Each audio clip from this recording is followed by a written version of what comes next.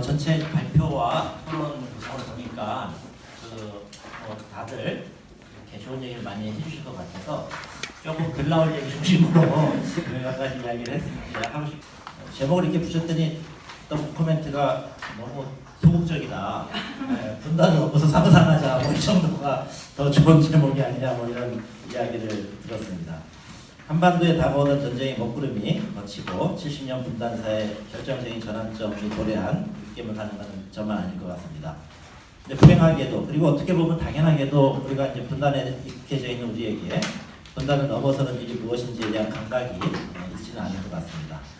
아마 되게 현재 정세 변화가 반가우면서도 일말의 불안감이 사라지지 않고 있다면 그 가장 중요한 원인도 여기 있다고 생각합니다. 비유하자면 감옥에서 평생에 살던 이에게 갑자기 감옥문이 열린 격인데 우리가 하고 싶은 일의 목록들이 지금 굉장히 많이 쭈루룩 나오고 있지만 어떤 순서로 어떤 방식으로 이러한 일들을 진행할지는 아직은 조금 미지수라고 생각합니다. 이 부분에서 우리가 어떻게 분단의 감옥에서 나가고 분단을 넘어서는 삶을 상상하고 살아갈 것인가 이걸 조금 제가 오늘 얘기하고 싶은 주제입니다. 근데 이제 우리가 오늘 남북 정상회담 종합평가를 하는데 저도 그 점에서 생각을 하면은 일단 우리가 그 분단의 감옥의 문이 열린 것 같은데 얼마나 열렸는지를 정확하게 아는 것이 중요하다고 생각합니다. 문이 열린 줄 알았는데 나가보니까 더 높은 벽이 가로막을 수도 있는데 이것에 대한 평가가 현재 남북 정상회담에 대한 평가의 핵심이라고 보입니다. 얼마나 열렸을까요? 저는 여기서는 절반 이상 열렸다고 그랬는데 한 수치로 얘기하면 절반보다 훨씬 더 열린 것 같고 근데 우리가 아직 문이 완전히 열렸다고는 또 생각할 수가 없는 그 지점에 있다고 생각합니다. 일단 남북 정상이 합의한 선언문에 보면 우리가 가야 될 방향이 제시되어 있고 평화, 번영, 통일 그리고 이것을 위해서 할 수 있는 대부분 지금 우리가 할 수 있는 대부분의 일들이 마련되어 있습니다. 특히 1항과 2항의 내용들은 사실은 남북의 기존 합의 연장선에 있고 조건만 갖추어진다면 대부분 실행에 문제가 없는 것이라고 생각합니다. 아마 그럼에도 불구하고 문이 조금 아직 완전히 열렸다 이렇게 얘기하기 좀 어려운 이유는 대북 제재 국면에서 이러한 합의들이 실천될 수 있겠느냐 더 근본적으로는 한반도 비핵화를 실현을 위한 방법과 일정표에 유관국들이 합의할 수 있겠는가 이 부분이 아직은 미지수로 남아있기 때문에 제가 그렇게 평가를 할 수 있을 것 같습니다.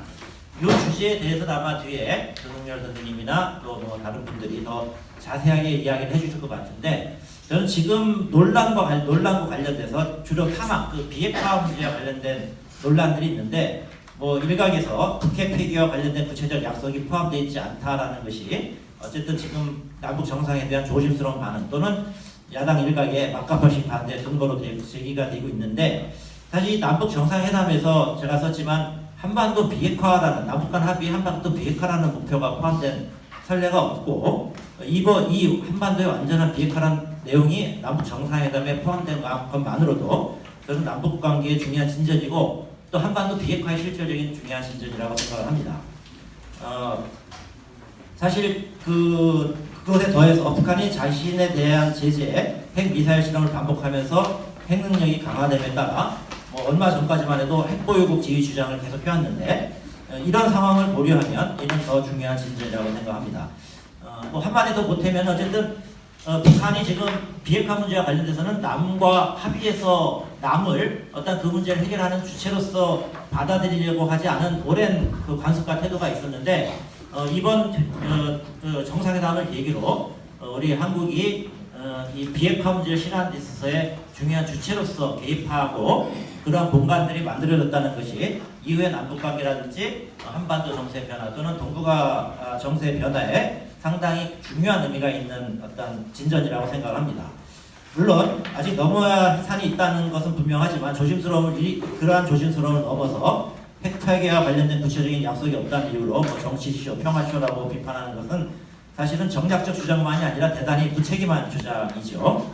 아마 그런 논리를 쭉 따라가다 보면 결국은 남아있는 선택이라는 게 군사적 대립의 고조와 전쟁 위기라는 결과만을 우리가 기다리고 있을 뿐인데 만약에 정말 막가파식 주장이 이런 것을 원하는 것이라면 그들은 이미 어느 선을 넘고 있는 것이 아닌가 이렇게 생각을 합니다.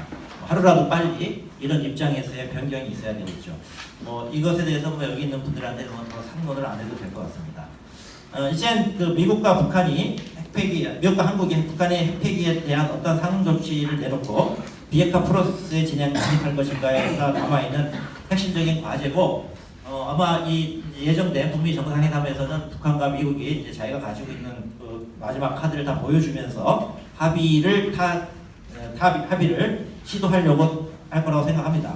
어쨌든 여전히 뭐 미지수 불확실성은 남아있지만 협상의 전망이 어느 때보다도 밝은데, 여기는 제가 뭐 과거의 차이를 생각을 해보면 북한의 국무원 김정은 국무위원장이 핵무기 능력을 고도화시킨 상황에서 미국과의 협상이 과거와는 다른 구도로 진행될 수 있다는 점을 감지하고 핵폐기 의사를 일단 진지하게 전달한 것이 어쨌든 이 정세 변화에 굉장히 중요한 특징이고, 또 미국의 입장에서도 과거에는 사실은 뭐 협상을 계속 하거나 뭐 조금 방기한 측면도 있긴 한데, 어쨌든 기본적인 태도는 북한이 붕괴할 것이라는 것에 상당히 베팅을 하고 이 문제를 근본적으로 해결하려고 하는 의지나 시도들이 그렇게 적극적이지 않았다라고 생각합니다. 근데 이번에는 어쨌든 북한에 대한 체제 안전 보장 방안 제시를 포함해서 지금 굉장히 판이 커진 이 협상에 진지하게 임하고 있다라는 것이 지금까지의 북핵 협상과 관련해서와의 중요한 차이라고 생각이 됩니다. 협상이 순조롭게 진전이 되고 분단의 감옥문이 열린다면 바깥 세상에 대한 상상이 저희들한테 조금 더 필요하지 않나 이렇게 생각합니다. 우리가 그런 분단의 관습이 굉장히 남아있고, 그리고 분단이라는 게 뭐 지리적으로 남과 북이 나뉘어졌다는 것을 넘어서서 남과 북 사회 내부에 남북 대립을 뒷받침하는 제 요소들이 자리를 잡고, 그리고 끊임없이 이 요소들이 분단이나 남북 대립을 재생산하는 방식으로 유지되어 온 시선의 분단 체제이기 때문에 이런 부분들을 염두에 두고 우리가 어떤 세상으로 가야 될 것인지에 대한 논의가 조금 더 있었으면 좋겠다는 게 제가 뒷부분에서 조금 더 강조하고 싶은 내용입니다. 그래서 제가 생각하기에는 분단을 소극적으로 관리하는 식의 태도로는 영원히 분단에서 나올 수가 없을 것이고, 이런 방식으로는 분단의 대립을 재생산하는 내부 요소들을 청산할 수도 없고, 또 그런 것들이 계속 앞으로 남북관계를 다시 대립적인 방향으로 움직이려고 하는 시도들이 계속될 것이라고 생각합니다.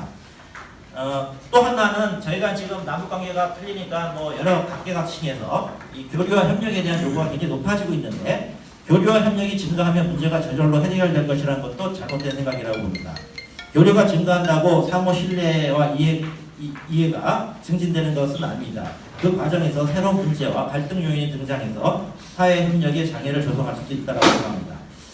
따라서 단순히 교류의 확대에만 몰두한 것이 아니라 분단 체제를 남북이 화해와 협력을 지속 가능하게 하는 새로운 체제로 대체하는 작업을 같이 진행해야 된다고 생각합니다. 여기서 새로운 체제의 핵심은 결국 남과 북이 서로에게 위협이 되지 않도록 남북관계를 제도화하는 작업이겠죠. 그 기초 중에 하나는 뭐 뒤에도 조금 얘기가 나오겠지만 한반도의 평화체제라든지 남북 군축이라든지 이런 내용들이 있을 것 같습니다. 근데 저는 그걸보다는 큰 프레임에서 그 구체적인 방법을 만들어 나온 과정에 하나의 민족이니까 하나의 국가로 통일돼야 된다는 식의 아까 뒤떨어진 조금 선택력이 떨어진 논리에 대한 집착도 문제지만, 뭐 이러한 통일이 아니면 그냥 남북관계가 정상적 국가 관계로 그냥 전환할 수 있다, 이런 주장도 저는 문제라고 봅니다. 왜 그러냐면 그 남북 사이에는 국가 관계로 처리하기 힘든 대단히 많은 문제들이 존재하고, 예를 들면 서해상의 남북 경계 문제만 하더라도 이것을 국가 경계로 확정지으려면 국경으로 확정을 지어야 되는데, 이 문제는 아마 굉장히 이런 식으로 접근하게 되면 문제를 더 복잡하고 어렵게 만들고 심각한 어떤 갈등을 유발할 수 있다고 생각합니다. 그래서 시대에 뒤떨어진 통일 논리도 아니고 역사적 맥락을 도외시한 논리도 아닌 한반도 현실에 부합하는 남북 통합 방법이 생각해야 되고, 그거 관련돼서는 이미 남북연합이라는 방식으로 논의가 제기되어 있고 남북 간의 합의도 있고 라고 생각합니다. 결국 이것은 대외적으로 국가성을 인정받은 두 정치 실체가 특수한 방식으로 내부의 통합성을 높여나가는 과정을 관리하는 제도라고 저는 생각하는데, 여기서 특수한 방식의 핵심은 저는 점진적이고 단계적인 방식이라는 데 있다고 생각합니다. 그래서 전체적인 통합 수준을 보면 남북연합이라는 틀 내에서도 큰 차이가 있겠죠. 시작할 때와 어느 정도 진전된 상태, 그리고 영역에 따라서는 어떤 경우에는 일반적인 국가관계보다 통합 수준이 높을 수도 있고 또 어떤 분야에서는 낮을 수도 있다고 생각합니다. 이 여러 가지 차이를 생각할 때 지금 일단 판문점 선언 1항에 2, 3, 4, 6의 내용만 충실하게 이행이 돼도 남북이 한반도와 남북연합 단계로 진입했다고 볼 수 있다고 생각합니다. 어제 보도에서는 대화에서 남북 간의 개성과 평양과 서울에 연락사무소를 개설하자는 논의도 있었다고 하니까 그 정도가 되면 어느 정도 이런 모양들이 저는 갖추어질 수 있다고 생각을 하고, 이런 과정에서 한반도에서 전쟁의 근원을 제거하고 남북 주민의 삶의 질을 높여나가는 일들을 이루어 나갈 수 있다고 생각합니다. 마지막으로 이 흐름에서 시민의 역할을 어떻게 위치지을 것인가가 중요한 문제인데, 남가국 사회 내부에는 분단체제를 뒷받침하는 제 요소를 혁파하고 시민 스스로가 분단체제 극복의 주체로 설 때 이러한 남북연합이 제대로 작동하고 더 높은 수준으로 진전할 수 있다고 생각합니다.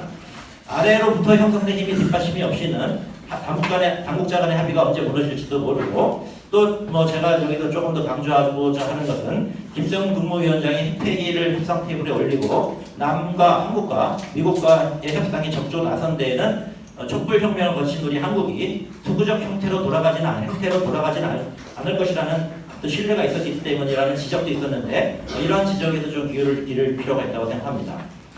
그럼에도 불구하고 우리 시민사회 내에서는 아직 명확한 전망이 입각해서 남북관계의 변화에 참여하는 어떤 흐름이나 경우는 많지 않다고 생각합니다.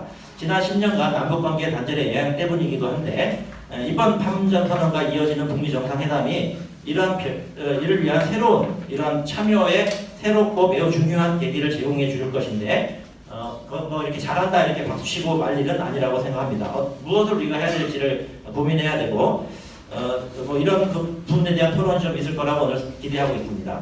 단순히 남북의 교류가 확대되는 흐름에 올라타는 것이 아니라 남북 관계를 어떻게 전환시키고 시민의 역할을 어떻게 높여갈 것인가에 대한 비전을 세우면서 한반도 제도 대전환이라는 역사적 과제를 수행하는 주체로 나서야 할 것이라고 생각합니다. 그리고 다시 강조하면 남북연합을 거친 남북통합이라는 비전이 이에 중요한 참조함을 제공해 줄 수 있다고 믿습니다. 예, 일단 발표 마치겠습니다. 일단 활발한 토론이 기대가 되고요. 두 번째 발제로 넘어가겠습니다. 북미 정상회담과 비핵화, 평화체제의 전망을 조성열 수석연구원님께서 해주시겠습니다. 판문점 선언과 북미 정상회담 관계에 대해서 일단 시작을 하고요. 그리고 이제 북미 정상회담에서 어떤 것이 쟁점이 될 것인가 하는 부분들을 설명해보겠습니다. 우선 이번 판문점 선언의 논리적 구조를 보면은 모두에서는 이제 한반도에 더 이상 전쟁이 없다라고 하는 걸 선언을 했습니다. 이 부분은 작년 8.15 대통령 경축사에서 나왔던 부분, 그리고 작년 12월 14일 한중 정상회담에서 합의했던 한반도 평화 번영 4원칙의 첫 번째 조항, 이 부분과 이제 맥락이 같이 하는 부분이라고 볼 수 있습니다. 그러니까 결국은 작년에 이제 고조됐던 한반도 전쟁 위기를 해소한다고 하는 것이 이제 첫 번째 큰 틀이라고 볼 수 있고요. 두 번째 보면은 여러 가지 이제 그 경제적 인센티브를 제시하고 있습니다. 이 부분은 북한으로 하여금 전략적 선택을 한 것에 대한 어떤 뒷받침을 제공하겠다. 그리고 북한이 이런 어떤 그 김정은 위원장의 전략적 선택이 되돌아가지 않도록 하는 이런 이제 부분들을 담고 있다고 봅니다. 지금 김정은 위원장은 나중에 이제 보도가 됐습니다만은 핵을 가진 가난한 국가로 살 것인지, 아니면은 핵을 포기하고 신흥 경제 개발 도상으로 살 것인지, 이런 어떤 선택적 기로에서 결국 후자를 선택했다고 봅니다. 그렇기 때문에 우리로서는 이런 어떤 김정은 위원장의 전략 선택을 뒷받침해주는 이런 경제 인센티브가 첫 번째 담겼다고 볼 수 있습니다. 두 번째 부분은 바로 김정은 위원장이 핵 포기 조건으로 제시했던 두 가지가 있죠. 하나는 군사협의 해소, 두 번째는 체제 안전의 보장인데, 결국 이제 제2조는 군사협의 해소 부분에 초점이 맞췄다고 볼 수 있습니다. 여기서 여러 가지 모든 적대행위 중지라든지 비무장지대의 평화지대화, 사회 평화수역의 조성, 군사당국자의 회담 수시 개최, 이런 게 담겨져 있고요. 이제 제3조는 비핵화의 두 번째 조건인 체제 안전 보장의 방안을 얘기하고 있습니다. 무력 불사용과 불가침 합의 준수, 군사적 신뢰에 따른 단계적 군축, 3자 또는 4자 회담을 통한 올인의 종전선언과 당구적 평화체제 구축의 추진, 이런 부분이 있고요. 이 결과로 이제 우리가 나온 것이 한반도의 완전한 비핵화 목표를 확인한 부분이라고 볼 수 있습니다. 그래서 전체 이게 이제 3조 안에 들어가 있어가지고 독립조항으로 되어 있지는 않습니다만, 내용으로 보면 2조의 내용과 3조의 내용이 귀결되는 부분이 한반도의 완전한 비핵화 목표다, 이렇게 볼 수 있습니다. 그런데 이 부분에 이번에 이제 또 주목해야 될 부분은 제가 이제 그 정상회담 당일날부터 이 연락 온 기자들한테 여러 번 강조했는데 전혀 강조해도 인식을 안 하고 받아주지 않는 부분이 바로 이제 이번 판문점 선언의 숨은 코드는 통일이다라고 하는 부분입니다. 거기 이남주 교수도 얘기를 하셨는데 왜냐면 이게 이 판문점 선언의 공식 명칭이 한반도의 평화와 번영, 통일을 위한 판문점 선언인데 내용에 보면 통일이라는 얘기가 없습니다. 실제로는. 그러니까 단어가 전형으로 자주도 표현이 단어가 있긴 하지만 구체적으로 통일에 대한 언급은 내용을 담고 있지는 않거든요. 그럼에도 불구하고 전체 내용을 보면은 통일로 나가고 있다는 것을 명확하게 하고 있습니다. 그래서 본문에는 이제 아주 통일의 미래를 앞당겨 나갈 것이라고 하나 정도 있는데 여기 보면 분야별 고위급 회담, 국방장관 회담 등 군사 당국제회담, 정상 간 한라인 설치. 그래도 가장 이제 관심을 가져야 될 것이 사실은 이제 남북 당국자가 상주하는 남북 공동연락사무소입니다. 이 부분이 이제 이게 이제 국제정치에서 보면 이제 초기 남북연합 추진기구에 해당된다고 볼 수 있습니다. 그래서 이 부분은 사실은 이제 우리 정부가 우리 차원에서 북한에 대한 체제 안전 보장 방안으로 제시하는 부분입니다. 그러니까 2016년 5월 8일 제7차 노동당 대회 당대회 결정서에 보면은 이른바 이제 뭐 표현이 그렇습니다만 연방제에 의한 평화 보장을 요구하고 있거든요, 북한이. 그리고 그 이후부터는 이제 이른바 연합 연방제를 계속 주장하고 있는데 북한으로서는 뭐냐면 핵을 포기한 대가로 통일이라는 큰 틀에 합의를 해주면 그것이 어떻게 보면 가장 커다란 체제 안전 보장 방안이다라고 하는 부분입니다. 그러니까 미국에 의한 것 말고 우리가 할 수 있는 부분이죠. 그래서 이런 부분들이 이제 우리 정부에서도 사실 정상회담 앞두고도 이런 논의들이 계속됐습니다. 어떻게 북한이 원하는 통일의 부분을 담을 것인가. 물론 우리가 할 수 있는 부분은 남북 연합이죠. 그러니까 유로 공동선언 제2항에 보면 남측의 연합제와 북측의 낮은 단계 연방제가 공통점이 있다는 것을 확인하고 여기에 기반해서 통일 추진 합의를 한다 이렇게 되어 있기 때문에 결국은 이제 공통점에 해당되는 부분이 남북 연합이고 그 출발점이 바로 남북 공동연락사무소라고 볼 수 있습니다. 그래서 이 부분이 이제 앞으로는 이제 본격적으로 힘을 발휘할 것이라고 봅니다. 저는 이제 북미 정상회담이 이제 끝나면 특히 이제 비핵화 논의가 진행되면 남북 간에는 이 부분이 가장 큰 힘을 발휘할 거라고 저는 보고 있습니다. 그래서 숨은 코드라고 생각하는데 그 다음에 이제 두 번째는 북미 정상회담의 안내자로서의 남북 정상회담의 역할입니다.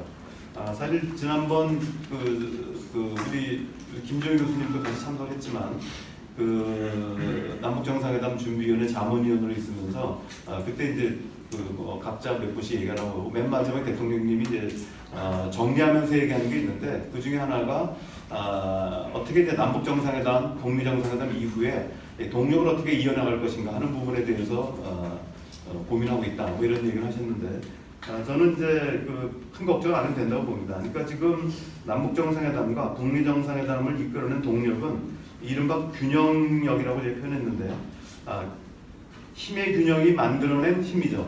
그러니까 정확하게는 이제 밸런스 오브 파워가 아니라 파워 오브 밸런스인데 이게 뭐가 생각되면 파워 오브 밸런스 오브 파워죠. 그러니까 힘의 균형에 의한 힘이라는 거죠. 그래서 결국은 그동안에 김정은 위원장이 2013년에 특히 3월달 이후에 본격적으로 이제 공개 석상에 나타나면서 지속적으로 북한에 대한 미국에 대한 대화 제의를 합니다. 가장 대표적인 것이 한반도 비핵화는 선대 유운이라고 하면서 2013년 6월달에 고위급 북미 대화를 제안하는데 그 이후에 여러 가지 이제 이른바 중국이 정리한 뭐 쌍잠정이나 뭐 이런 부분들은 사실 북한이 먼저 제안한 거거든요. 2015년 1월 9일날 조선중앙통신에서 보면 북한이 미국에 제안했는데 미국이 다 거절합니다. 그러니까 각종 대화제에 대해서 북한이 계속 제의하지만 당시 미국과 한국 정부가 거부를 했는데 이게 이제 드디어 작년 11월 29일 북한이 국가행정 완성을 선언하면서 결국은 이제 더 이상 미국이 대화에 나오지 않을 수 없는 이런 이제 부분이 있었다고 봅니다. 그래서 제가 이제 이 부분을 균형력이라고 이제 표현했고요. 그리고 이제 북한도 미국이 대화에 나옴에 따라 잘 아시다시피 중앙위 전원회의를 거쳐서 경진 노선의 종료를 선언하고 경제 총력 노선을 채택했습니다. 그래서 이 부분들이 있고 그 다음에 이제 이번에 이제 남북 정상회담과 북미 정상회담에서 북미 정상회담의 안내자로서 남북 정상회담의 성격을 보여드렸는데 이 부분은 바로 우리가 이제 이른바 CVID와 관련돼서 요번에 이 경우 C를 이제 합의한 부분입니다. 그래서 완전한 비핵화에 합의한 부분이죠. 그래서 일부에서는 V, I, 다시 말하면 검증 가능성, 그 다음에 되돌이킬 수 없는 조치 이 부분이 빠졌다고 이제 지적을 하고 있고 또 비판도 하고 있습니다. 이른바 구체적인 방법과 시기의 문제, 절차 문제가 빠졌다라고 하는데 그 부분은 저는 이제 북미 정상회담의 과제라고 봅니다. 그래서 이제 본격적으로 이제 말씀드린다면 북미 정상회담의 주요 쟁점은 우리가 북한한테 요구하고 있는 비핵화 과제가 있고 또 북한이 한국과 미국이 요구하고 있는 군사위협 해소와 체제안전 보장하는 부분이 있습니다. 이 두 개를 균형 있게 봐야 앞으로 북미 정상회담을 이제 제대로 볼 수 있다고 봅니다. 지금 이제 비핵화 관련돼서는 현재 핵과 미래 핵, 과거 핵, 그 다음에 탄도미사일 부분이 있습니다. 우리가 이제 현재 핵과 미래 핵은 제가 여기 나왔습니다만은 이른바 이제 영변 원자로 부분이 있고, 그 다음에 고농축 우라늄과 관련된 부분이 있습니다. 영변 원자로의 경우는 2007년 6월달에 신고가 끝났고 여기서 이제 검증이 필요하긴 하지만 그리고 이미 그러나 이제 시설이 제한이 되어 있습니다.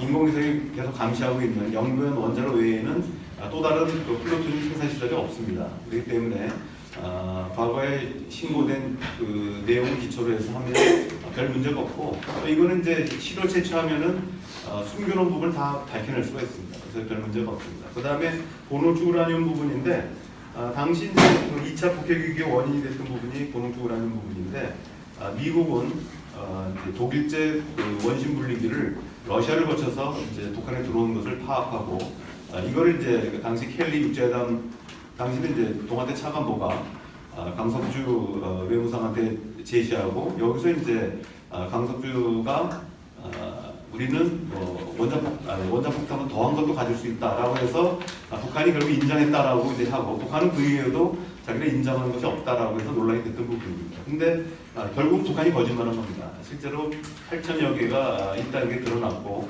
북한이 실제로 3차 핵실험에서는 이 HU에 의한 핵실험 했다고 자기네가 이제 이미 발표됐습니다. 그래서 이 부분이 문제는 이제 이게 8천여 개가 있는데 이게 이제 그 2009년 해커 박사한테 공개한 게 있고요. 한 2천여 개가 있는데 지금 이제 우리 정부에서 파악한 거는 2013년도에 또 증설을 해서 4천여 개가 돌아가고 있다라고 하는데 나머지 4천여 개가 어딘가에 있거나 또 북한 측은 이제 이 부분은 이제 방사포를 만드는 데 썼다라고 얘기를 합니다. 지름이 한 30cm밖에 안 되기 때문에 방사포 쓸 수 있거든요. 그래서 이 부분은 이제 검증이 필요한데 또 문제는 북한이 그거 외에 또 몰래 미국이 파악하지 못한 몰래 들여왔거나 또는 제작했을 가능성 뭐 높진 않다고 봅니다만 그런 부분이 있습니다. 과거 핵은 북한이 만들어서 가지고 있는 핵물질이나 핵무기죠. 핵무기와 관련된 대상시설입니다. 여기 제가 물질과 관련된 부분, 그 다음에 시설들에 대해서 이제 여기 했는데 특히 여기서 핵실험장 관련 시설에 대해서는 폐기가 예정되어 있습니다. 탄도미사일 부분은 지난번 이제 그 전원회의에서 4월 20일 전원회의에서 핵실험을 더 이상 하지 않고 뿐만 아니라 이제 ICBM 시험을 하지 않겠다고 했는데 이걸 시사하는 바는 북한이 생각하는 미국과의 어떤 거래 그 품목에 있는 것은 ICBM만이라는 걸 알 수가 있습니다. 그러나 일본은 지금 고노 외상이 북미 정상회담 발표된 직후에 미국은 날아가가지고 중단거리 탄도미사일도 포함해야 된다라고 했고 또 지난번 4월 한 2주 됐나요?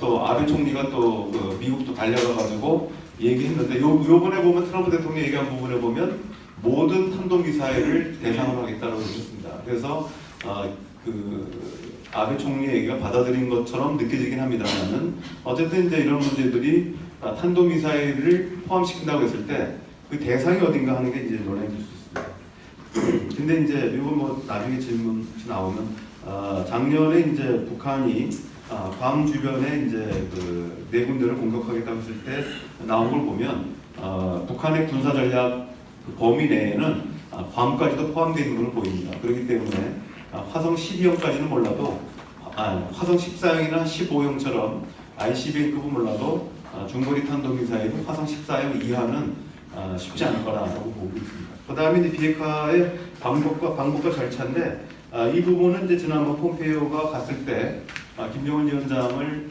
서너 차례 만났을 때 사찰 검증 문제를 제기했고 여기 대해서 김정은 위원장이 흔쾌히 동의했다라고 일단 보도가 되고 있습니다만 일단 정상회담을 확인해야 될 부분을 봅니다. 여기서는 이제 여러 가지 미래핵과 또 현재핵 이런 부분들 그리고 또 과거핵을 어떻게 없앨 것인가 하는 이런 부분들의 검증 문제가 달려져 있습니다.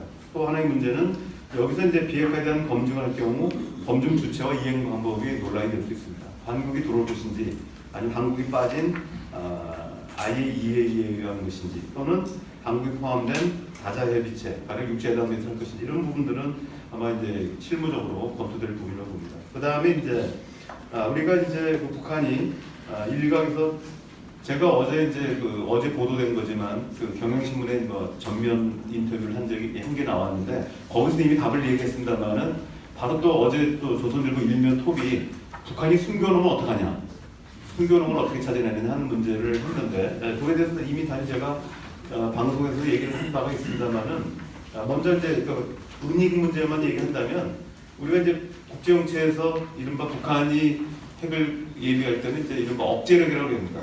핵무기는 이른바 군사적 무기가 아니라 정치적, 외교적 무기라고 얘기하는데 그 가장 큰 이유는 상대방이 내가 핵무기 가진 걸 모르면 아무 효과가 없습니다. 거꾸로 북한이 아직 안 가진 것 같은데 가졌다고 주장하면 또 조금 효과가 나타나거든요. 그 대표적인 게 북한이 그 첫 번째 핵실험한 것이 2006년 10월 6일입니다. 10월 9일인가? 9일인데 북한이 갖기도 전에 그때까지만 해도 북한이 핵이 아직은 안 됐다고 판단했던 2005년 1월 20일 날 북한 외무성이 성명을 발표해서 핵 보유를 했다고 선언합니다. 근데 아직까지는 멀었다고 생각하고 있는데 북한이 핵 보유 선언하거든요. 근데 실제 그때 발표한 직후에 미국이 F-117 그 전폭기가 17대가 배치됩니다. 한반도에. 다시 말하면 북한의 핵 보유를 전제로 한 대기태세에 들어가는 거죠. 그건 뭘 얘기하냐면 실제 북한이 보통은 북한이 핵 가진 것 같아도 NCN들 하거나 아니면 없다고 얘기하거든요. 그렇게 돼서 안심을 시키는데 북한은 아직 안 가진 것 같은데 있다고 얘기를 하는 바람에 어쨌든 북한이 있다고 얘기하는데 대비 안 할 수가 없는 거죠. 그래서 우리가 억제력이라고 하는 것은 북한이 핵을 가졌다라고 하는 걸 전제로 하고 또 우리가 인식했을 때 가능한 겁니다. 실제로 억제력의 4대 요소를 보면은 뭐 커뮤니케이션하고 그 다음에 뭡니까 그러니까 소통, 그러니까 상대방이 알게 해야 되고 어쨌든 그 다음에 이제 뭐라 그러지 갑자기 생각나는 설득가 쏠 수도 있겠다. 그러니까 북한이 쏠 수도 있겠다는 어떤 신뢰성입니다. 신뢰성과 소통력이 중요한 건데 북한이 억제를 가지려면은 뭐 능력도 물론 한 요소입니다만은 능력은 이제 나중에 보여줬고 북한이 밝힌 부분이 이제 자신이 있다고 먼저 얘기하고 그 다음에 이 부분을 쏠 수 있다고 하는 이제 그래서 북한이 나중에 보면 핵 독트린을 공개하고 또 그거를 운영할 수 있는 전략군을 만들고 이런 식으로 해서 진짜 북한이 쏠 수도 있겠구나라고 하는 신뢰를 주는 거거든요. 근데 그런 부분들이 있는데 만약 김정은 위원장이 핵을 포기하겠다고 하고 공개를 했단 말이에요. 그래서 다 사찰단들이 해서 다 없앴는데 몇 개를 꼽으셨어요. 지금 뭐 대략 한 20개 내외라고 보고 있는데 뭐 20%만 숨겨도 뭐 대단한 건데 만약에 30개라고 많이 잡아서 해도 6개를 숨겨놨다 북한이. 그리고 핵물질도 한 20% 정도 숨겨놨다. 못 찾았다고 해도 그게 무슨 의미가 있습니까? 실제로는 아무 의미가 없습니다. 그러니까 실제로 북한이 없는데도 있다고 했을 때는 효과가 있는데 오히려 조금이라도 있는데도 진짜 자기는 완전히 없앴다라고 하면서 몰래 숨겨놔봐야 한국이나 미국이나 일본은 없는 줄 알기 때문에 북한의 억제력을 인정하지 않습니다. 그렇기 때문에 이 부분은 실질적인 효과가 없기 때문에 그리고 더군다나 그 이후에 교류를 확 했는데 나중에 드러났다. 그러면 김정은 정권은 치명타를 입습니다. 이 국제사회에서. 그렇기 때문에 제가 볼 때는 숨겨놓지 않을 것이다. 김정은 위원장을 절대로 믿는다가 아니라 숨겨놔도 대세 지장이 없다. 그리고 제가 이제 이렇게 떠들고 다니는 이유, 이렇게 떠든 게 우리나라 신문에 나오면 김정은 위원장이 아예 숨겨놔도 소용없구나. 이해하는 거 다 포기해야 되겠다. 이렇게 생각을 하지 않을까 이렇게 생각합니다. 그 다음에 이제 재계 능력. 그렇다고 해서 이번에 했던 핵과학자들이나 기술자들을 죽일 수는 없잖아요. 물론 옛날처럼 싹 죽이면은 다시는 못 만들겠지만 뭐 그런 게 아니라고 한다면은 우크라이나에서 넌 루가 프로그램에 의해서 협력적 위협 감소 프로그램을 통해 가지고 이 사람들을 뭐냐면 당시 16억 달러 국제사회가 출연해서 지금은 한 200억 달러가 넘는데 이 돈을 가지고 이 사람들은 노후를 보장해주고 다른 직업 전환하도록 도와주는 겁니다. 그러니까 일제시대 때도 일본에서 이른바 그 제로센이라는 첨단 비행기를 만들고 그러니까 전투함을 만들었던 기술자들이 이들 다 어디로 갔습니까? 도요타 자동차를 만드는 데 다 들어가죠. 미쓰비시, 도요타 이런 데로 다 들어갔거든요. 그래서 일본 자동차가 아주 품질이 좋았던 겁니다. 빠른 시간 내에 민간 분야에 전용이 됐던 겁니다. 자, 그 다음에 시간이 많이 지나가서 그 주요 쟁점 관련돼서 군사력 해소 최전전 보장인데 여기서는 이제 그 북한이 2016년 7월달에 한반도 비핵화 5대 조건에서 나누는 것 가운데서 세 가지가 주요한 부분입니다. 핵타격 수단의 반입 금지, 그 다음에 핵무기 위험 및 사용 금지 확약, 그 다음에 핵사용권을 쥔 주한미군의 철수 선포. 이 세 가지에 대해서 저는 북한에 대해서 미국이 보장을 해줘야 된다고 봅니다. 그래서 다행히 세 번째 부분, 쟁점이 되는 부분이 또 문재인 교수님이 주한미군을 약간 철수 뉘앙스를 밝혔고 청와대가 그렇지 않다라고 얘기했는데 제가 파악한 거로는 아마도 주한미군의 성격이 전환된다면 성격 전환에는 핵사용권을 주지 않게 되고 그 다음에 한미 군사연습 하더라도 핵 자산들이 군사연습 할 때 동원되지 않고 또 한강 이남으로 옮기고 또 공격 무기들을 이제 배제한다면 저는 북한이 용납할 수 있다라고 저는 보고 있습니다. 매티스 장관이 평화협정 체결 시 한반도 주둔 미군 문제도 향후 논의 의제로 포함될 것이라고 하는 부분은 이 부분을 잘못 해석하는 부분들이 이게 주한미군 철수를 얘기할 거라고 생각하는데 97년에서 99년 사이에 4자회담 때 이 논의가 나온 적이 있습니다. 당시 북한 측 대표는 주한미군 철수를 요구했을 때 미국 대표가 한 얘기가 그겁니다. 그러니까 일방적으로 주한미군이 철수되면 한반도의 세력균형이 깨진다. 그렇기 때문에 주한미군 문제를 포함해서 한반도의 군사구조 문제를 전반적인 구조 문제를 논의할 수 있다라고 생각합니다. 저는 매티스가 딱 그 워딩에 딱 맞다고 봅니다. 그 다음에 이제 최저안전 보장 관련된 건 북미관계 정상화와 유엔안보리 대북 최저안전 보장 결의가 있습니다. 북미관계 정상화를 하면은 사실은 이제 과거 미얀마의 사례나 리비아의 핵 포기한 이후에 리비아와 국교 수교했지만 리비아 정권이 무너진 사례를 봤을 때 북미관계 정상화가 그 자체가 최저안전 보장에 되기는 미흡합니다. 그럼에도 불구하고 김정은 위원장이 지난번 3월 4일날 우리 특사다 얘기한 것처럼 우리 북한을 정상국가로 대우해준다면 핵을 포기할 수 있다는 얘기를 했기 때문에 저는 이 부분 북한이 정상국가로 나오기 위해서는 반드시 북미관계 정상화가 필요합니다. 월드뱅크에 가입하고 아시아개발은행, 그다음에 IMF에 가입을 하기 위해서는 비토권을 가지고 있는 미국과의 관계 정상화가 불가피하다. 그래서 이 부분들이 저는 필요하고 가능하다고 보고요. 이 부분은 이제 제가 이게 또 그냥 언급만 한 건데 사실 이 부분에 대해서 미 의회가 비토를 하면은 또 불가능합니다. 그래서 2007년도에도 논의 나왔을 때 북한 관계법에 대한 그 초안 검토가 있었습니다. 그래서 북한이 약속만 지키면 강제로 이행하도록 하는 법안입니다. 미국 내에서. 그래서 나중에 이제 시비 걸지 못하도록 하는 부분인데 오늘 이제 세부적인 것을 제가 그냥 언급만 했고요. 유엔 안보리 최저안전 보장 결의가 필요한데 과거 우크라이나에 대한 부다페스트 안전보장 각서가 있었는데 여기에 참여했던 러시아가 오히려 우크라이나를 침공한 사례가 있습니다. 그래서 이 부분도 북한이 불안감을 가질 수 있는 부분인데 저는 이 부분이 국제법과 동일한 효력을 갖는 유엔 안보리 결의를 통해서 해준다면 저는 가능할 수 있다고 봅니다. 그 다음에 이제 마지막으로는 이제 이 부분은 뭐 여기 미국 전문가이신 김준현 교수, 그다음에 이남주 교수 중국 전문가 계시기 때문에 여기 한 일본 변수와 중국 변수가 있다. 일본 변수는 이제 비핵화의 대상 관련된 특히 탄도미사일 관련 부분, 그다음에 화학 무기를 넣어야 된다고 했던 부분, 일본인 납치 문제 이런 부분이 있는데 일본인 납치 문제는 이제 아마 일본이 이번에는 이제 본격적으로 거론하지 않을 거로 봅니다만 결론은 뭐냐면 그 걱정되면은 남북미 회담하는데 끼지 말고 북한하고 따로 해서 너희들이 얘기해라. 그러니까 생화학무기를 하고 싶고 중단거리 미사일 하고 싶으면은 충분한 돈을 줘서 북한한테 사라는 거죠.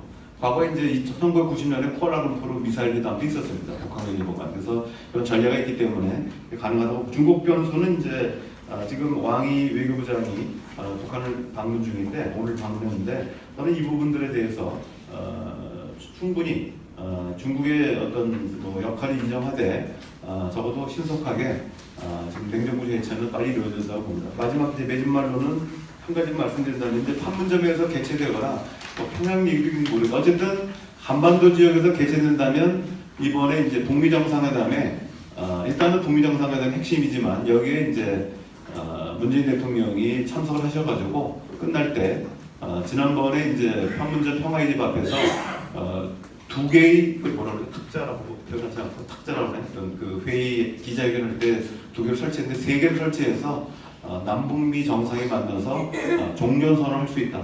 그래서 올해 안은 남지만 매우 빠른 시간 내에 종전선언을 하고 종전선언의 의미는 국제법 효력이 없다 하더라도 적어도 미국 대통령이 북한에 대한 적대시 정책을 공개적으로 폐기한다는 의미가 있습니다. 그런 의미가 매우 중요하다고 봅니다. 여기서 우리 대통령까지 포함해서 이른바 한반도의 군대를 주둔하고 있는 3개국의 당사자의 정상들이 만나서 종전선언한다면 법적 효력을 떠나서 남북미 간의 신뢰 구축하는 데 매우 유효하다. 그리고 이 부분은 앞으로 북한이 비핵화를 하는데 커다란 동력을 제공할 것이라고 봅니다. 이상입니다.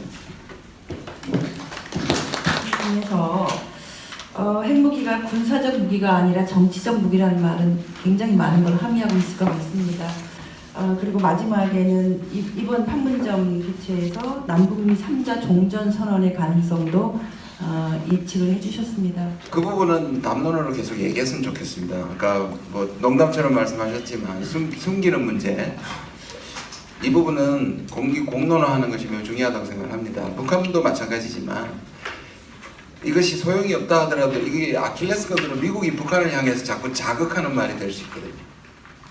그러니까 협상 과정에서 또는 이 전체적인 과정을 반대하는 강경파나 좀 뒤에 말씀드리겠습니다만 전략가들이 이걸 좌초시키기 위해서 사용할 수 있는 담론이기 때문에 계속 그 문제를 제기하면 문제가 되기 때문에 말씀하신 것처럼 북한이 그러니까 이렇게 되는 거죠. 우리는 누가 봐도 상식적으로 북한이 핵을 가진 것은 체제 생존인데 그 의외로 미국 내부에서는 적화 통일을 위한 무기라고 생각하는 사람이 꽤 많습니다. 그러니까 이게 결국은 우리가 말하는 우리나라에도 있지 않습니까? 한 사람 국민이 94%가 얘기하는 그 사람의 멘탈리티가 모르겠어요. 정치적 전략이라 그러면 미국엔 실제로 북한이 핵을 가지는 그 적화 통일을 포기하지 않았기 때문이라면 그 논리가 성립하는 거죠. 숨겼다가 때리겠다는 거거든요. 그런데 그거는 뭐 당연히 비상식적이지만 이런 것들이 이제 담론 싸움에서 자꾸 북한을 중간에 자극할 가능성이 많기 때문에 그러니까 김정은한테도 숨기지 말라는 담론도 보내야 되고 그 다음에 미국에게도 그걸 가지고 장난치지 말라는 담론을 위해서라도 그 부분은 계속 돼야 되고요. 이게 왜 중요하냐면 이거는 이제 무슨 문제의 초점이냐 하면 크게 보면 2005년 9월 19일 9.19 체제는 공동성명 체제는 북한이 핵을 완성하기 전까지이기 때문에 사찰과 금정으로 북한이 원하는 신뢰 문제가 금정과 사찰로 인해 가지고 신뢰 문제를 완벽한이라는 말이 불가능하지만 그래도 금정과 사찰만으로 북한의 비핵화가 보정이 되는 것까지 갈 수 있는데요. 근데 지금은 그걸 보면서 신뢰의 문제가 북한이 자발적으로 포기해야 된다는 신뢰의 문제가 등장을 하고요. 두 개의 신뢰가 존재하는데 북한에서 우리 쪽을 향해서는 뭐냐면 내가 이것을 포기했을 때 내 체제 생존이 담보되느냐 완전히 던지고 나서 우리가 어떻게 누구를 믿을 수 있느냐는 신뢰가 이 두 가지 신뢰가 있기 때문에 이런 부분을 계속 아마 관건이 될 것이고 우리가 저나 우리 조 박사님은 북미회담에서 저는 성공할 거라고 보고 타결이 나오더라도 이것을 이행하는 과정은 상당한 시간이 걸릴 수 있기 때문에 그 과정에서 이것을 좌초시키려는 탈선시키려는 세력이 많다는 점에서 사실 시민사회나 전체적으로 학자들이나 그다음 정부에서 이런 담론들을 숨기지 말고 계속 공개시키는 것이 필요하다는 생각을 좀 하게 됩니다. 저는 앞에 두 분께서 판문점 선언 의미와 함의를 말씀하셨는데 안 한 부분만 몇 가지 얘기를 하고 뒤에 북미 정상회담의 전망에 대해서 말씀을 드리겠습니다. 원래 기억하시겠지만 3+1이었습니다. 처음에 이걸 가지고 가는 정부의 목적은 아젠다 3개 플러스 1은 이제 남북 정상회담 정례화인데요. 앞에 것이 비핵화, 그다음 그 한반도 평화, 그다음에 세 번째가 그러니까 평화 체제죠. 세 번째가 이제 남북 교류 발전, 남북 관계 개선인데요. 그 순서가 안 왔다는 게 저는 처음에 갑자기 받고 이렇게 엠바고 받은 걸 보면서 비핵화 부분을 잘 찾을 수가 없더라고요. 이 비핵화라는 단어가 직접적으로 쓰이느냐, 그리고 앞에 무슨 형용사가 붙느냐 하는 것이 굉장히 관건이었거든요. 북한의 비핵화가 지금 김정은의 비핵화 의지가 특사나 아니면 북중 정상회담의 보도에 의해서 확인됐지 직접 두 정상이 합의하면서 비핵화라는 말이 들어가면 그거 하나만 들어가도 사실상 남북 정상회담은 성공이라고 봤는데 우리가 생각했던 것보다 훨씬 많은 것들이 담긴 거죠. 완전한이 들어갔고요. 그 완전한만 들어간 게 아니라 사실상 아주 러프한 로드맵도 지금 있거든요.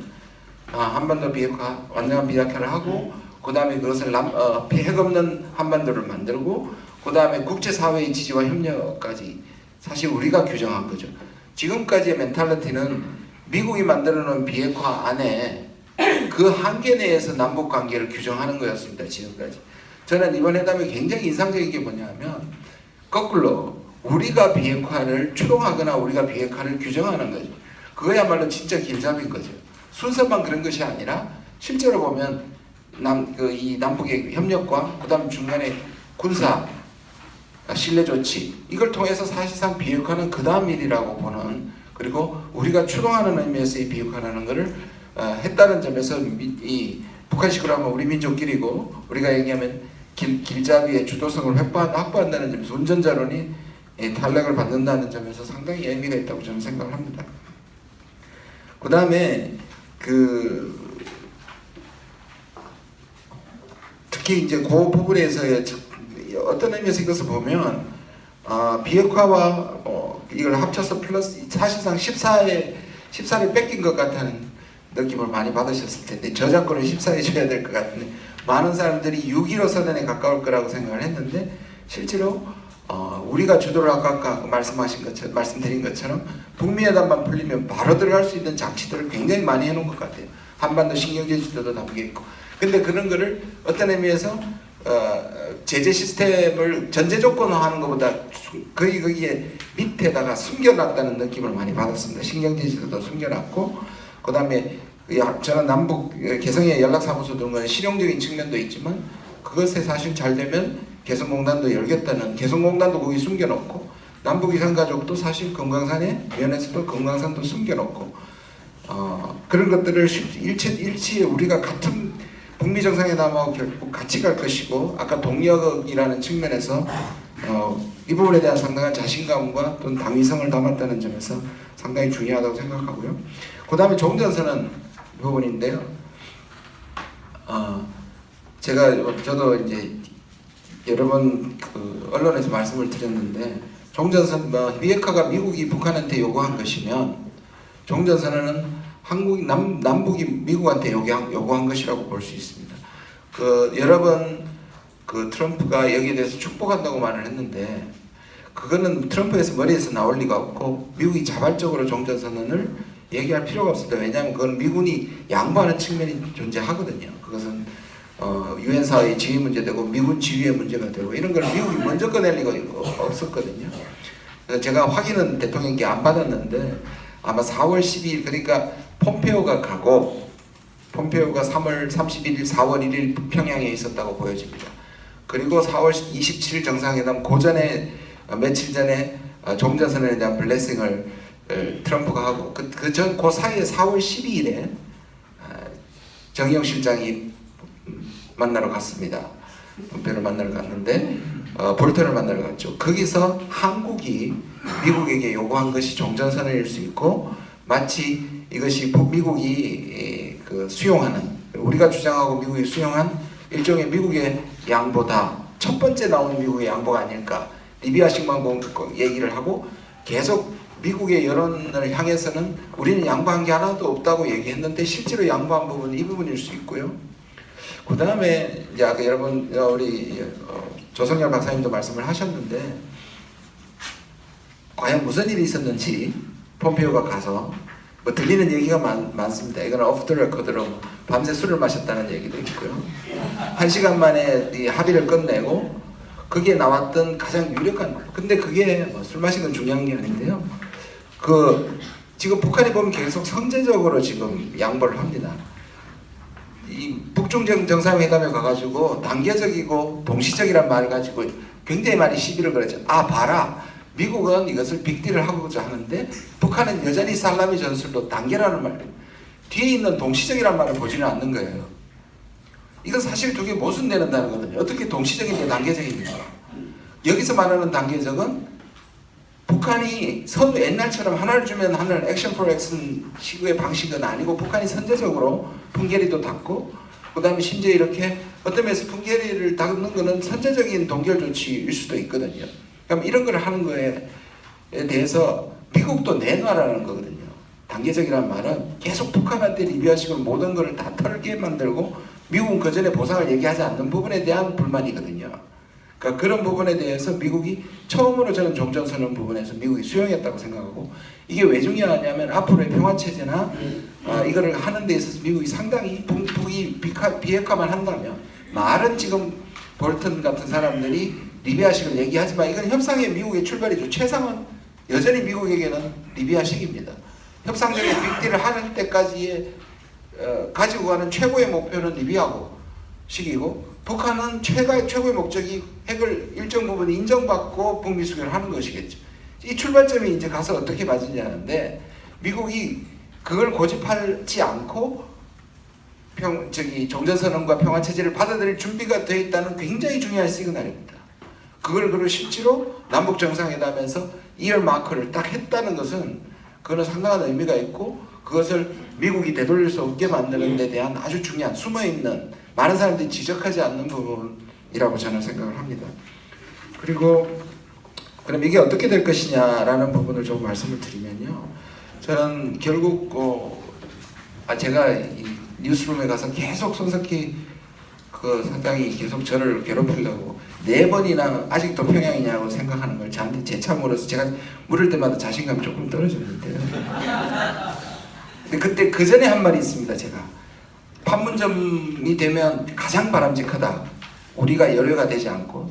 그러나 현실성은 트럼프를 짐작할 때 회담이 성공한다면 평양이란 말이 이제 계속 나왔었습니다. 그때 제가 이제 평양이 아니면 공개 사과까지 한다고 얘기를 했는데, 전 판문점이 되는 게 더 좋습니다. 지금도 당연히 더 좋습니다.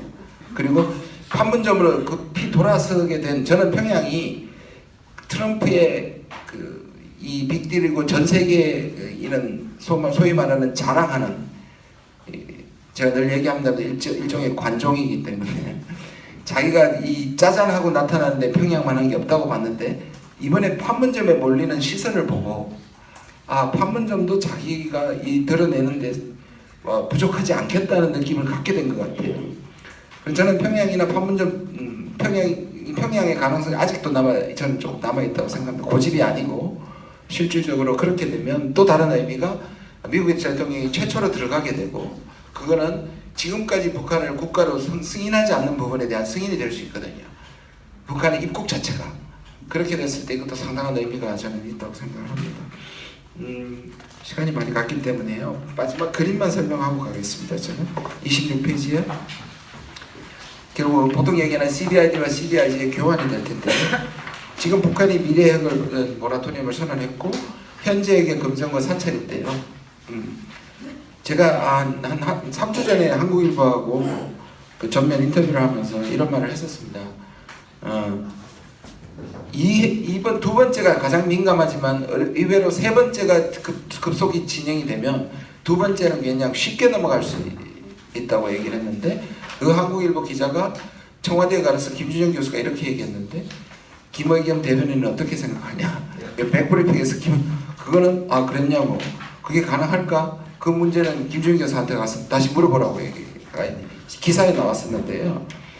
이걸 그냥 통과한다는 뜻이 아니라 아까 말씀드린 신뢰 부분입니다. 북한이 지금 가지고 있는 핵무기의 일부를, 이거는 문정인 교수님께서 이렇게 표현하기도 했습니다. 가지고 있는 것 중에 한 5개를 폭파시켜버리면 그 정도의 진정성을 보여주면 오히려 검증과 사찰은 쉽게 넘어갈 수도 있고, 제가 듣는 바로는 이미 그 폼페오가 갔을 때 그 보고 싶은 그때 쟁점이 된 게 그거였습니다. 북한이 보여주는 것만 볼 건가의 문제와 미국이 원하는 걸 다 볼 건가의 문제였는데요. 심지어 미국이 보고 싶은 대로 다 보게 그런 것을 수용했다 할 정도가, 그건 좀 확인해 봐야겠죠. 아까 말씀하신 거예요. 저도 이건 확인돼야 되는데, 지금의 트럼프의 워딩을 보면 그것이 트럼프한테 엄청난 신뢰감을 준 것 같아요. 그 정도는 줘야지. 그러니까 트럼프가 지금 얘기하고 싶으면 미치는 거잖아요. 트럼프가 리킹 포인트거든요. 트럼프와 폼페오를 보면, 폼페오가 또 ABC 방송국에서 한 얘기가 있고 의회 청문회 과정에서 얘기한 걸 종합해 보면 그 정도 급의, 왜냐하면 동결 정도 가지고는 미국이 신뢰를 가지는 게 아닙니다. 그러니까 미국이 원하는 사찰과 검증은 기본적으로 다 해라고 할 정도의 양보가 나와야만 지금 폼페오나 트럼프가 하는 워딩이 논리적으로 맞게 되거든요. 그렇게 되면 오히려 저는 5월에 만나게 되면 2020년 5월 제가 계속 또 이걸 얘기하고 다니는데, 아마 2년 시한으로 CBIG와 CBID를 교환하는 것을 합의하고 발표할 가능성이 저는 매우 많다고 저는 생각합니다. 물론 그게 리스크는 많습니다. 트럼프의 리스크도 있고 김정은 리스크도 있고 중국 리스크도 있고 국내 리스크도 있는데요. 저는 남북 정상회담 이후에 이런 리스크들이 더 많이 작아졌다고 생각하고요. 제가 늘 뭐 아니면 도라고 얘기했고 6대4 정도에, 한 달 전에는 6대4였는데요. 2주 전에는 7대3이고요. 지금은 8대2 정도가 되지 않나 생각합니다. 이상입니다. 네. 삼천요? 네. 삼천 이금수 학생. 그러시군요. 그렇게 여러분 추측하셨습니까? 삼천. 네. 예, 평화 삼천 운영위원장님 모시겠습니다. 박수로 맞아주. 민간 교류 쪽으로 좀 더 초점을 맞춰서 말씀드리도록 하겠습니다. 2018년 1월 1일 북한의 김정은 위원장의 신년사는 완전히 패러다임 시프트를 한 거거든요. 근데 지금 많은 경우가 보면 아직도 우리가 지금 현재 1월 1일 이후에 지금 4달이 지났지만은 많은 경우에 특히 전문가들이라고 하시는 분들도 그렇고 언론도 그렇고요. 많은 경우에 지금 현재 일어나는 일을 과거에 2017년도에 눈으로 보고 해석하는 경우가 굉장히 많아요. 근데 실질적으로 지금 북쪽을 만나보거나 얘기를 해보거나 하면 실질적으로 모든 것이 완전히 다 바뀌었습니다. 팔이 확실히 바뀌었는데 그 확실히 바뀐 것을 아직도 잘 모르는 이런 경우도 있고, 특히 전문가라고 하시는 분들도 그 판을 못 읽고 과거의 목소리로 계속 하는 것 같아요. 사실 1월 1일 신년사 때 김정은 위원장은 세계를 들었다 나왔습니다. 남쪽도 마찬가지뿐만이 아니라 미국 트럼프, 중국 시진핑, 일본 아베 전부 다 들었다 나왔는데 딱 한 사람을 못 들었다 나온 게 홍준표입니다. 혼자 외에는 모든 전 세계를 다 지구를 흔들어 놨는데 홍준표 빼고는 모두 다, 그래서 다시 한번 홍준표를 존경하는 마음이 생기는 이유가 바로 그런 겁니다. 그래서 이번에 정상회담은 다 잘 됐다고 모두 다 국민들도 다 생각하지만 몇 가지 저는 민간단체 입장에서 유감이 몇 가지 있는데요. 실질적으로 정상회담 자체를 청와대에서 너무 주도를 하다 보니까 통일부는 실무자 역할밖에 못했어요. 통일부 장관이 별로 나타나는 게 없지 않습니까? 심지어는 정의용 실장이랑 다 서훈 원장이랑 평양에 특사로 갈 때 통일부 장관이 가지 않고 통일부 차관이 갔어요. 그뿐만이 아니라 지금 마지막 날 판문점에서 만찬했었던 그날도 남쪽에서 34명이 갔는데 그중에 통일이나 평화에 대해 단체들, 그 다음에 인도 지원 단체들이 사람이 관련자들이 한 명도 없어요. 이건 완전히 관에서 모든 것들에 다 주도를 했고 민간은 한 역할이 없었다는 것이죠. 실질적으로는 그러다 보니까 선관 후미가 아니라 선관만 있을 뿐이지 후미에서 미는 아예 없는 상태가 되어버렸고, 이번 이 많은 진짜 멋진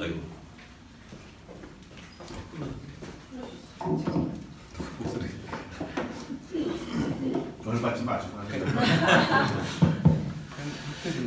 멋진 선언문, 판문점 선언문 안에도 인도 지원이라는 말 다른 자체가 하나도 없어요. 이 문제에 대해서는 저희들은 특히 이제 그 대북 인도 지원을 하는 단체의 입장에서는 굉장히 불만입니다.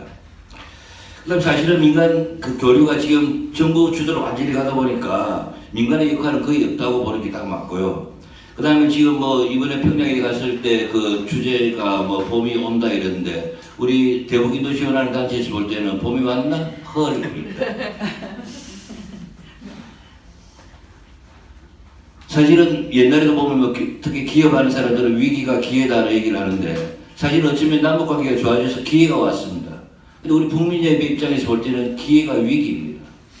정부에서 다 하고 그다음에 당국 간에 다 해버리기 때문에 민간이 설 수 있는 자리는 거의 없습니다. 과거에는 항상 뭐라고 얘기했냐니까 김대중 정부 때도 마찬가지고 두 개의 바퀴가 안 돼 있거든요.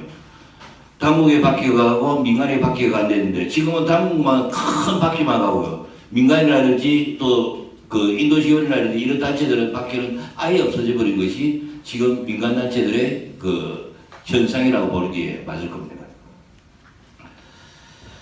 그 다음에 뭐 나머지는 그렇고요. 그 다음에 제일 지금 이번에 그 판문점 선언문에도 나와 있습니다만은 그 선언문 자체에는 보면 각계각청의 다방면적인 협력과 교류, 왕래와 접촉을 활성화한다는 문구가 들어가 있습니다.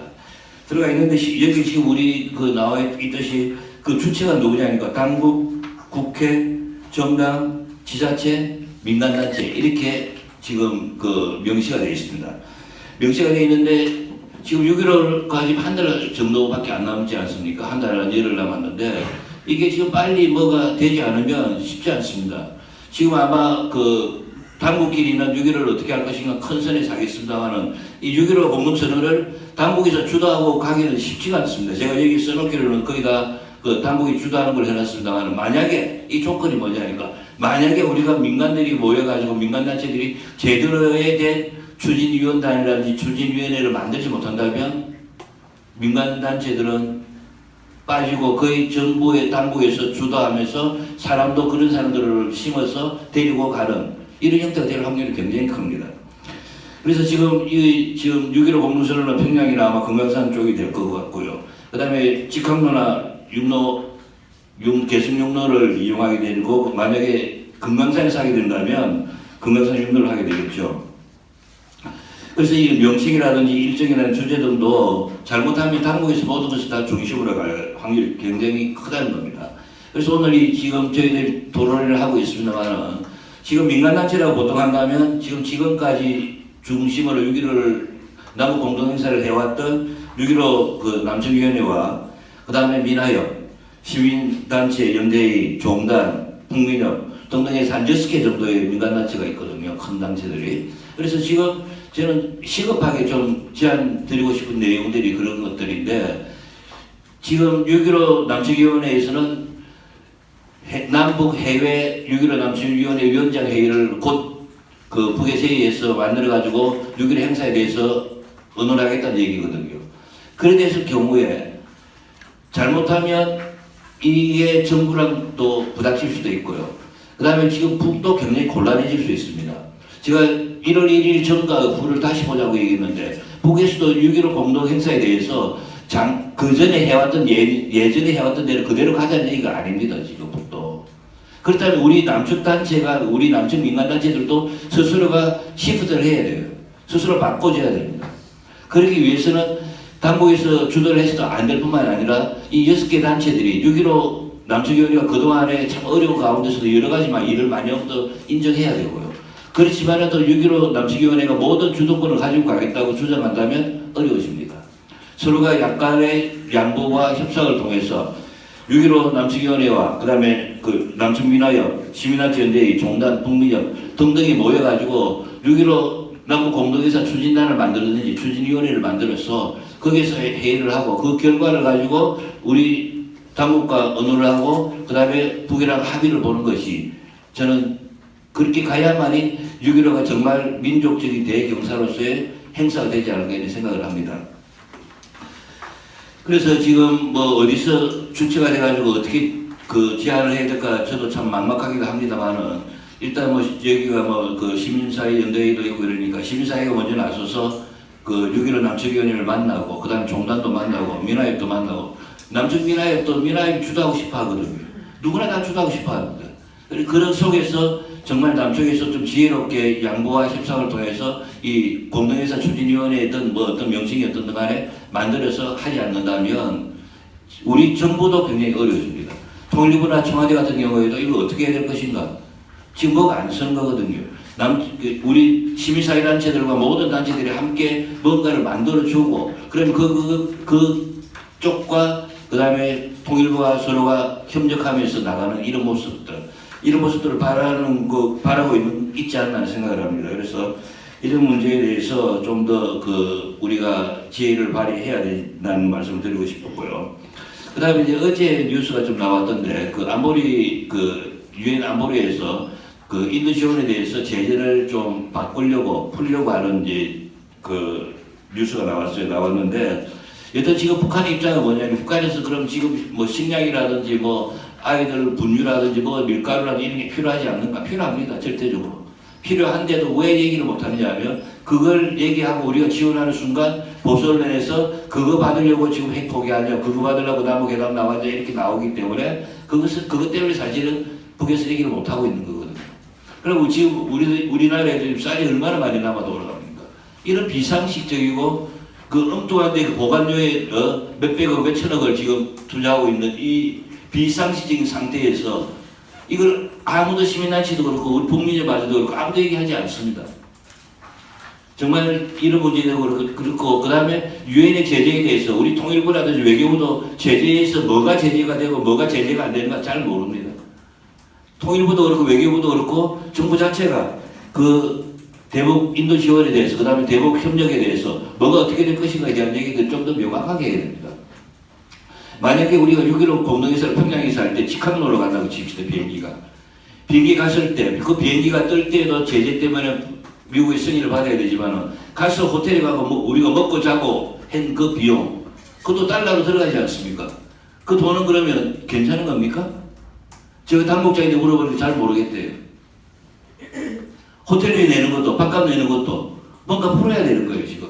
그런 면에서는 진짜 정부가 우리 당국이 이 문제를 가지고 미국과 유엔 안보리와 함께 적극적으로 나서지 않는다면 앞으로 행사를 하더라도 우리가 만나더라도 평양을 가더라도 문제가 계속된다는 것이죠. 그래서 오늘 특별히 6.15를 앞두고 얼마 남지 않은 한 40여일 남았으니까요. 좀 더 우리 시민단체들이 모든 단체들이 함께 모여가지고 6.15를 공동으로 성대하게 치를 수 있는 준비를 할 수 있으면 좋겠다는 마음입니다. 사무처장 박정은 사무처장께서 마지막 토론 해주시겠습니다. 네, 고맙습니다. 참여자 박정은입니다. 정상회담 선언의 내용에 대해서는 앞서 많은 전문가분들께서 분석해 주셨으니까 다만 거기 덧붙인다라고 하면 우리는 사실 촛불의 연장선에서 이 선언까지 봐야 하는 게 아닌가 이런 생각을 많이 합니다. 한국의 촛불이 정권 교체뿐만 아니라 많은 역사를 써내려가고 있는데 판문점 선언이라는 것이 앞으로 북미 정상회담과 핵문제 해결 과정이 여전히 남아있긴 하지만 한반도에서 새로운 전형을 만들어가고 있는 게 아닌가 이런 생각을 하고요. 서지영 선생님의 진단에 대해서 이만주 선생님도 인용을 하셨는데 어떻게 남한에서 정권 교체를 이루어내고 과거로 숲으로 돌아가지 않겠다라는 신뢰를 보여줬다라는 것에 대해서는 우리 스스로도 좀 자랑스러워할 만하다 이런 생각이 듭니다. 그리고 앞서 또 문재인 대통령이 이 땅에 전쟁은 없다 여러 번 얘기하셨고 한국의 동의가 반드시 있어야 된다는 얘기를 했지만 정상이 함께 전쟁이 없다 선언을 한다라는 것 그리고 불가침을 얘기했고 적대행위 중단을 얘기했다라면 안 다르다는 생각이 듭니다. 그래서 분명히 저희한테 기회의 장이 열렸는데 저희가 잘 준비되고 있다.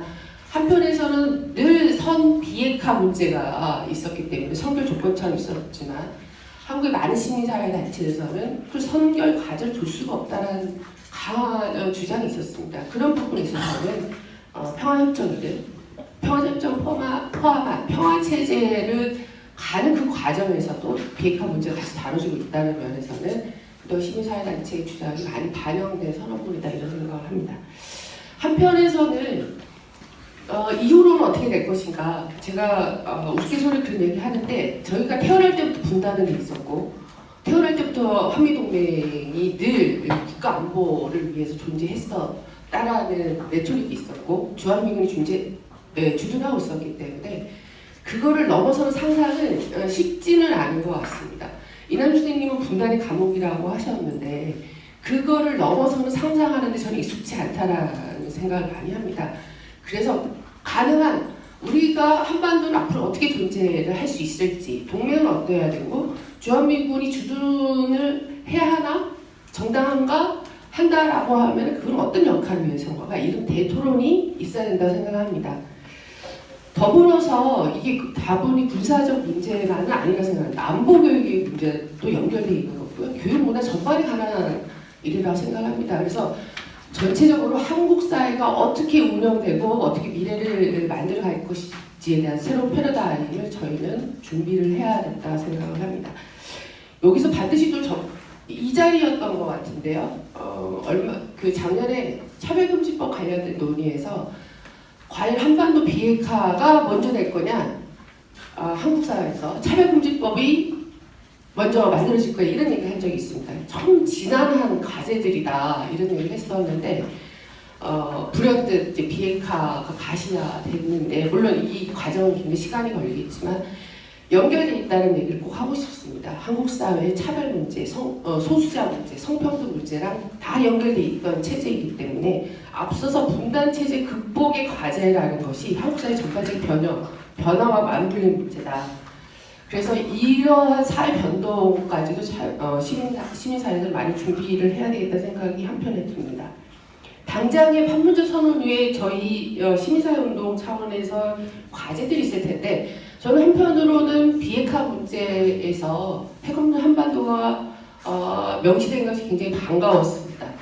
다분히 북한 비핵화만 얘기가 됐기 때문에 한반도의 핵 문제를 근원적으로 떨궈내자라는 취지에서는 핵없는 한반도로 가는 과정은 분명히 맞다고 생각합니다. 그래서 늘 시민사회단체에서 오랫동안 12년 동안 얘기해왔던 한반도 나가서 동북아 비핵지대와 반드시 그런 전망 속에서 비핵화 문제가 다뤄져야 된다고 생각합니다. 더불어서 핵무기 금지 조약 가입도 적극적으로 검토해야 된다고 생각을 합니다. 당연히 시민단체에서는 가입 운동을 펼칠 거고요. 반면에 또 정부에서는 파이로 프로세싱 연구를 계속 추진하겠다 결정을 내리고 있습니다. 핵물질 플루토늄을 추출할 가능성 때문에 늘 문제가 있다. 안전성에도 문제가 있고 그것이 경제적으로 적정하지 않다라는 얘기도 있었기 때문에 그럼에도 불구하고 비핵화 그리고 핵없는 한반도를 얘기하는 와중에 파이로 프로세싱 연구를 추진하는 건 문제가 있다 생각합니다. 이거에 대한 중요도 검토해야 된다고 생각을 합니다.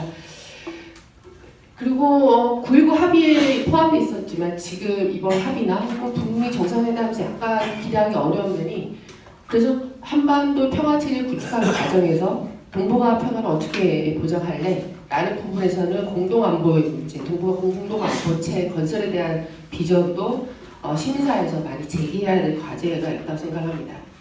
당연히 당장 8월에 한미 연합군사훈련이 예정돼 있습니다. 지금 같은 상황이라면 로키로 진행되거나 최소화될 수 있다고 생각하지만 앞으로는 어떻게 할 것이냐 문제가 있습니다. 거기에 포함되는 작전 계획은 또 어떻게 할 것이냐, 전력 배치는 어떻게 할 것이냐 이런 문제가 다 포함되어 있어서 전반적인 재조정이 필요하다고 생각합니다. 지금 정부에서는 원래 연초에 국방개혁안을 내놓을 예정이었지만 그 핵심 내용이 3주택이었습니다. 한국형 미사일 방어, KPR이나 벙커버스트를 포함한 원점을 타격하겠다, 수토하겠다라는 무기체계를 조기 실현하는 것이, 조기 구축하는 것이 국방개혁안의 핵심 내용이었습니다. 정상회담 내용에 따라서 불가피하게 재조정될 수밖에 없다 생각을 하고요. 더불어서 이참에 이런 비용에 들이는 북한의 핵미사일 방어용이라고 해서 계속 투입됐던 그 비용에 대해서 전반적인 전환이 필요하다고 생각합니다. 당연히 사드도 해당이 되겠죠. 핵미사일 방어용이라고 지금 배치되어 있기 때문에 이 문제도 남아 있습니다. 당연히 철거로 이어진다고 생각을 하는데요. 앞으로는 앞서서 한국 사회 패러다임 전환이 있어야 된다는 얘기를 했는데 군사력으로만 평화가 유지되지 않을 수 있다라는 걸 정상회담에서 보여줬다 생각합니다. 그런 면에서 보면 이 비용, 우리의 복지를 위해서 분단된 나라에 있어서 앞서 남북연합을 얘기하셨는데 그 정착, 평화 정착의 과정에 대한 비용으로 전환돼야 된다 이런 생각을 합니다. 더불어서 남북교류협력 6.15 지금 말씀하셨는데 저의 당면한 가장 시급한 과제입니다. 어떻게 6.15 행사를 할 것이냐라는 그것보다는 어떻게 광범위한 시민사회 단체, 시민들이 함께하는 행사를 만들 것이냐. 더불어서 지금 에너지, 환경 분야에 대한 협력도 넓혀야 되고 노동인권까지 기존의 교류협력의 틀을 넘어서고 그 아젠다도 넘어서야 된다고 생각합니다. DMZ 평화지대에도 지금 땅값 오른다 접경지역 얘기 한참 나오고 있는데 이 부분에 대해서도 민간의 목소리 많이 반영돼야 될 거라고 봅니다. 어쨌거나 그 생태 환경이 보고라고 얘기 듣기 때문에 이참에 대인질의 금지 조약 남북이 모두 가입을 하는 것도 아주 좋은 계기가 될 것 같고요. 더불어서 평화지대를 어떻게 건설할지에 대해서는 시민사회와 함께 많은 토론이 됐으면 좋겠다는 바람으로 마칩니다. 이 자리에 있는 어느 누구도 태어날 때부터 분단이었고 자기 검열 시대를 살았던 사람들이어서 갑자기 포스트 분단 체제를 상상하고 말하는 게 처음에는 조금 뭐라고 할까요? 벅차기도 하고 낯설기도 하고 그럴 것 같습니다. 그렇지만 자꾸 얘기를 하는 것이 그 포스트 분단 체제를 맞는 첫 번 발걸음이 아닐까 그런 생각을 하게 되었습니다. 예, 일단 저희는 5분의 말씀을 모두 들었는데요. 먼저 토론 전에 질문을 트럼프 강경파 비용이 안전파 효과가 있다. 그러니까 저희는 오히려 이게 북미 정상회담이나 이런 게 잘 안 됐을 때 강경파들로 인해서 오히려 다시 이제 거꾸로 역행하지 않을까라는 우려가 있는데 이렇게 쓰신 부분에서 약간 좀 설명을 하나 여쭙고 싶고요. 다른 거는 지금 정상회담 직전에 이제 사드 알바끼라고 얘기하는 이 공사를 추진하는 모습을 봤고 지금 그런 의구심이 드는 거죠. 이 사드가 이제 북한의 핵 때문에 추진하는 거라고 했는데 비핵화를 얘기하고 핵기업이 제거되는 상황에서 이렇게 되는 것들은 일종의 미국하고 그럼 한국 사이에 미국의 일정한 뭐 종전선언이나 이런 양보를 얻어내면서 이 사드를 여전히 유효하게 그 비핵화 이후에도 미국의 MD 체제나 이런 거에 편입해서 여전히 유지하려는 일종의 물 밑에서 딜이 있었던 건 아닌가라는 의구심도 드는데 사드 관련해서 혹시 어떻게 전망하고 계신지 이 두 가지 여쭙고 싶습니다. 아니, 정부제 중앙정보부에서 중정에서 이제 대북 책임자를 맡았던 그 강인덕 그분을 이제 통일부 장관으로 내세웠거든요. 그래서 실제로 강인덕 장관님한테 본인한테 직접 들었지만 상당히 곤혹스러웠답니다. 그 보수세력들이. 그리고 실제로 강인덕 장관을 봐가지고 많이 봐줬고 그다음에 거꾸로 또 이제 약간 불만을 제기하면 강인덕 장관이 만나자고 그래가지고 야 그거 내가 있는데 좀 봐줘라 이래가지고 상당히 무마했다는 얘기가 있습니다. 그래서 제가 이제 그 정도에서 아이디어를 가지고 말씀드린 건데 그러니까 실제로 이제 그 폼페이오 같은 경우는 인사청문회에서 어쨌든 폼페이오 퍼스트를 얘기를 했고 그러니까 폼페이오가 아니라 트럼프 퍼스트 그러니까 그래서 어쨌든 자기는 어쨌든 트럼프에 충성하는 목적이고 그 다음에 실제로 존 볼턴 같은 경우도 지금 리비아 해법을 얘기하지만 그건 본인이 리비아 문제가 터졌을 때 당시에 이제 그 담당자였거든요. 국무부 건축 담당 차관이었기 때문에 그 성과를 얘기하지만 그럼에도 불구하고 계속 그 공식 입장을 얘기하지 않고 개인 입장이라는 얘기를 계속 밝히고 있습니다. 그래서 제가 볼 때는 두 가지 의미가 있다고 봐요. 한편으로는 압박 카드도 있고 당연히 북한한테 또 한편으로는 이 부분들이 이제 지금 공화당이나 민주당은 물론이고 공화당 쪽은 계속 어떤 트럼프에 대해서 그러니까 마치 지금 남북 정상회담이 안 되길 바라는 것 같은 분위기가 있거든요. 이 미국 전문가들 사이에서는 그게 왜냐하면 한국이 안 되길 원하는 게 아니라 트럼프가 미워가지고 계속 트럼프를 반대하면서 트럼프가 하는 걸 계속 안티를 걸다 보니까 마치 현대 한반도의 평화 분위기를 원치 않는 듯한 이런 뉘앙스도 있지만 실제로 보면 꼭 그렇지는 않은 것 같습니다. 그래서 그런 차원에서 말씀드렸고요. 그 다음에 이제 사드 부분 같은 경우는 제가 정확하게 말씀드리기는 어렵지만 아마도 미국 입장에서 보면 그 묵시적으로 뭐 내통한 가지 않습니다. 이게 그렇게 그 우리 정부가 보면은 뭐 국방부나 이런 부분과 이제 소통을 하는 데서도 지금 굉장히 지금 정부 내에서 혼란이 많은 것 같아요. 그러니까 뭐 통일부나 외교부 뭐 이런 쪽도 실제로 국가안보실의 실무자들 같은 경우는 지금 상황을 제대로 이해를 못 해가지고 계속 쫓아가는 걸 많이 느끼거든요. 뭐 다른 정부기관도 마찬가지, 국정원도 마찬가지고 그러니까 몇 명은 정확하게 파악하고 끌고 가지만 나머지는 그런 게 아닌 것 같습니다. 그래서 아마 국방 사드 문제 같은 최근에도 뭐 배치 시도 같은 거 이런 데 설치하거나 이런 걸 보면 아마 그 실무부서에서는 관행대로 그냥 하려고 하는 부분도 있는 것 같고 특히 제가 이제 국방부 관련돼서 회의에 들어갔을 때 그 얘기를 했거든요. 만약에 북한이 비핵화 추진을 본격화하게 되면은 제일 먼저 부딪히는 건 그 삼축 체제 문제입니다. 그러니까 삼축 체제라는 건 아시다시피 북한이 핵을 가진 걸 전제로 해서 우리는 핵을 못 갖기 때문에 미국의 확장 억제력 하에서 우리가 할 수 있는 최대를 한다 그래서 삼축 체제를 하고 있는데 문제는 북한이 핵을 포기하겠다고 해서 그 과정을 거치게 되면은 이 삼축 체제에 제재적 문제가 나옵니다. 그러니까 육군은 뭐냐면 육군에서는 그래도 KMPR을 해야 된다. KMD가 좀 효과가 없다. 그래서 공군 쪽을 빼려고 하고 공군 쪽에서 무슨 소리냐. KMD가 필요한 거고 KMPR은 적절치 않다.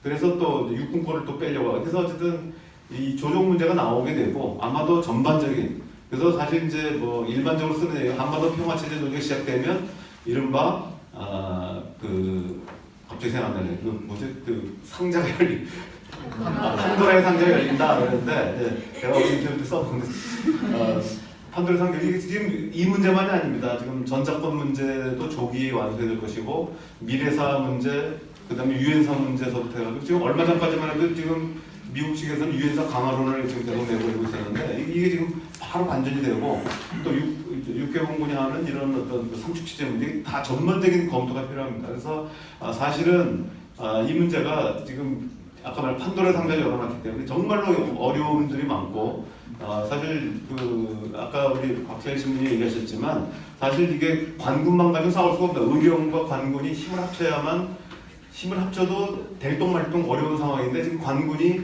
먼저 이렇게 딱 선제 공격에서 성공했다고 그래가지고 마치 자기들만 가려고 하는 부분이 있는데 저는 뭐 그래가지고 성공할 수 없다고 봅니다. 그래서 관군과 의병이 힘을 합쳐가지고 뭐 또 의병이 공을 세우려고 하면 또 관군이 또 옷 뺏기고 뭐 이렇게 하면 안 되고 둘이 힘을 합쳐야만 성공할 수 있다. 그 정도는 말씀드리겠습니다. 그러니까 이제 저는 미국의 기존에 그리고 굉장히 오랜 시간에 한반도 전략이 분단 구조를 유지하는 것이었다고 저는 생각합니다. 거기에 대한 구체적인 얘기들을 할 필요는 없겠지만 기본적으로 동아시아의 미국의 군사 패권을 유지하는 한반도의 분단 구조가 굉장히 유효했고 그 다음에 미국이 대중국 봉쇄 전략을 진행하는데도 이제 북한이라는 기제가 굉장히 유효했죠. 한미의 삼각 군사동맹을 유지하는데도 북한이라는 소재가 아주 굉장히 주요를 잡고 그런 거라고 생각합니다. 여기에 더불어서 미국 군주산업 10년간 이제 가장 많은 매출을 올리는 시장이 이제 한반도라는 거예요. 그래서 이제 뭐 굉장히 이제 뭐 우리 주제다시피 중요한 변수인데 북한의 이제 핵 ICBM 완성이 이제 지금의 상황을 가져오게 했는데 그래서 그런 변수들이 지금의 기존의 한반도 전략을 다 포기하거나 또는 변경하는 판단을 미국이 한 거냐 그래서 이런 얘기를 좀 들어보고 싶습니다. 그 지금의 형국을 설명하면 지금 아까 조 박사님께서 잠깐 말씀을 하고 질문이 나왔는데 지금의 미국의 형국은 우리는 그냥 강경파와 북한에 대한 강경파, 온건파, 대화파만 있다고 생각하는데 사실 그게 거기서부터 오해의 출발인 것 같습니다. 사실 미국이 목소리가 한 개가 뭐 두 개가 아니라 여러 가지가 지금 중첩되어 있고요. 아주 간단하게 가장 간단하게 얘기하면 실질적인 지금 트럼프가 많은 그룹을 누르고 있는 형국입니다. 그러니까 북한에 대해서 악마화하는 소위 말하면 그냥 북한이 싫고 그 다음에 미국의 지금 트럼프를 이 지지층을 구성하고 있는 우리나라의 태극기 세력과 비슷한 기독교 그 다음에 백인 트럼프를 뽑았던 많은 사람들이 북한을 악마화하는 겁니다. 그 다음에 또 중요한 게 뭐냐면 북한에 대한 경험을 가진 데자뷰라고, 그러니까 가본 곳이다. 북한에 우리가 한두 번 속았냐 라고 하는 이 소위 말하는 이 낙관적인, 이거는 합리적으로 자기들 나름의 합리적으로 생각해도 이건 풀릴 수가 없다. 북한에 말려든다. 미국에서 협상가들 했던 사람들 다 혀를 내두르거든요. 예를 들어서 갈루치 같은 사람이 94년도를 이끌었는데 지금 여러분 기사 조금만 찾아보면 북한에 대해서 가장 비판적입니다. 뭔가 약간 김문수 지사 같다는 느낌을 받습니다. 옛날에 그러다가 뭔가 트라우마가 있어서 진보가 말하는 건 다 정반대로 가는. 그 다음에 또 우리가 주목해야 되는 세 번째 세력은 전략가들입니다. 저는 이 부분이 가장 무서운 부분인데 세 번째가요. 세 번째는 실제로 맥메스터나 틸러슨이나 지금의 매티스나 지금 있는 켈리도 다 같은 부류입니다. 이 사람들은 미국의 패권을 놓고 보는데 트럼프가 그걸 망치고 올 수 있다고 생각합니다. 가장 중요한 건 결국 중국과의 패권 경쟁, 그 다음에 러시아와의 패권 경쟁을 중요시하는데 트럼프는 그런 철학과 전략이 없어요. 그게 우리한테 지금 축복인 거죠. 아주 역설적으로 축복인 건데요. 왜냐하면 시리아에서 예를 들자면 나와버린단 말이에요. 나와버리려고 그랬습니다. 이번에 저기 화학 무기가 없었으면 왜 그러니까 귀찮거든요. 그냥 IS 문제만 해결하고 나오려고 그랬는데 그게 나와버리면 전략가들은 러시아한테 중동 지역과 북아프리카를 주는 겁니다. 아사드를 중심으로. 근데 트럼프는 그런 생각 안 하거든요. 마찬가지로 북한 문제가 한미일 동맹을 만들기 전에 또는 중국에 대한 봉쇄망을 만들기 전에 풀려버리면 그거는 이 사람들의 전략에 큰 차질이 되거든요. 근데 이 사람은 맥메스터 틸러슨 나갔지만 지금의 매티스나 이런 사람들이 기본적으로 어느 시점에 가가지고 그러니까 이 북한에 대한 문제를 들고 나와서 좌초시킬 가능성이 여전히 남아있다고 저는 생각하고 가장 무섭고요. 그런 점에서 아까 질문하신 것처럼 폼페오와 볼트는 그런 전략가가 아니고 트럼프의 아바타라고 생각하실 때요. 그래서 오히려 이들이 주도하는 지금의 협상 국면은 매우 우리한테 유리한데요. 장기적으로 뭔가 문제가 생겼을 때 이들의 반격이 걱정이 되고요. 아까 말씀하신 마찬가지로 소위 말하는 군산복합체가 이 문제를 포기할 것이냐. 역시 중간에 많은 지뢰들이 놓여있는 것 중에 하나가 군산복합체라고 생각이 듭니다. 그래서 하나만 더 보태면 그래서 우리가 지금 트럼프를 상당히 도와줘야 됩니다. 그래서 저는 북한도 그걸 도와주고 있다고 생각합니다.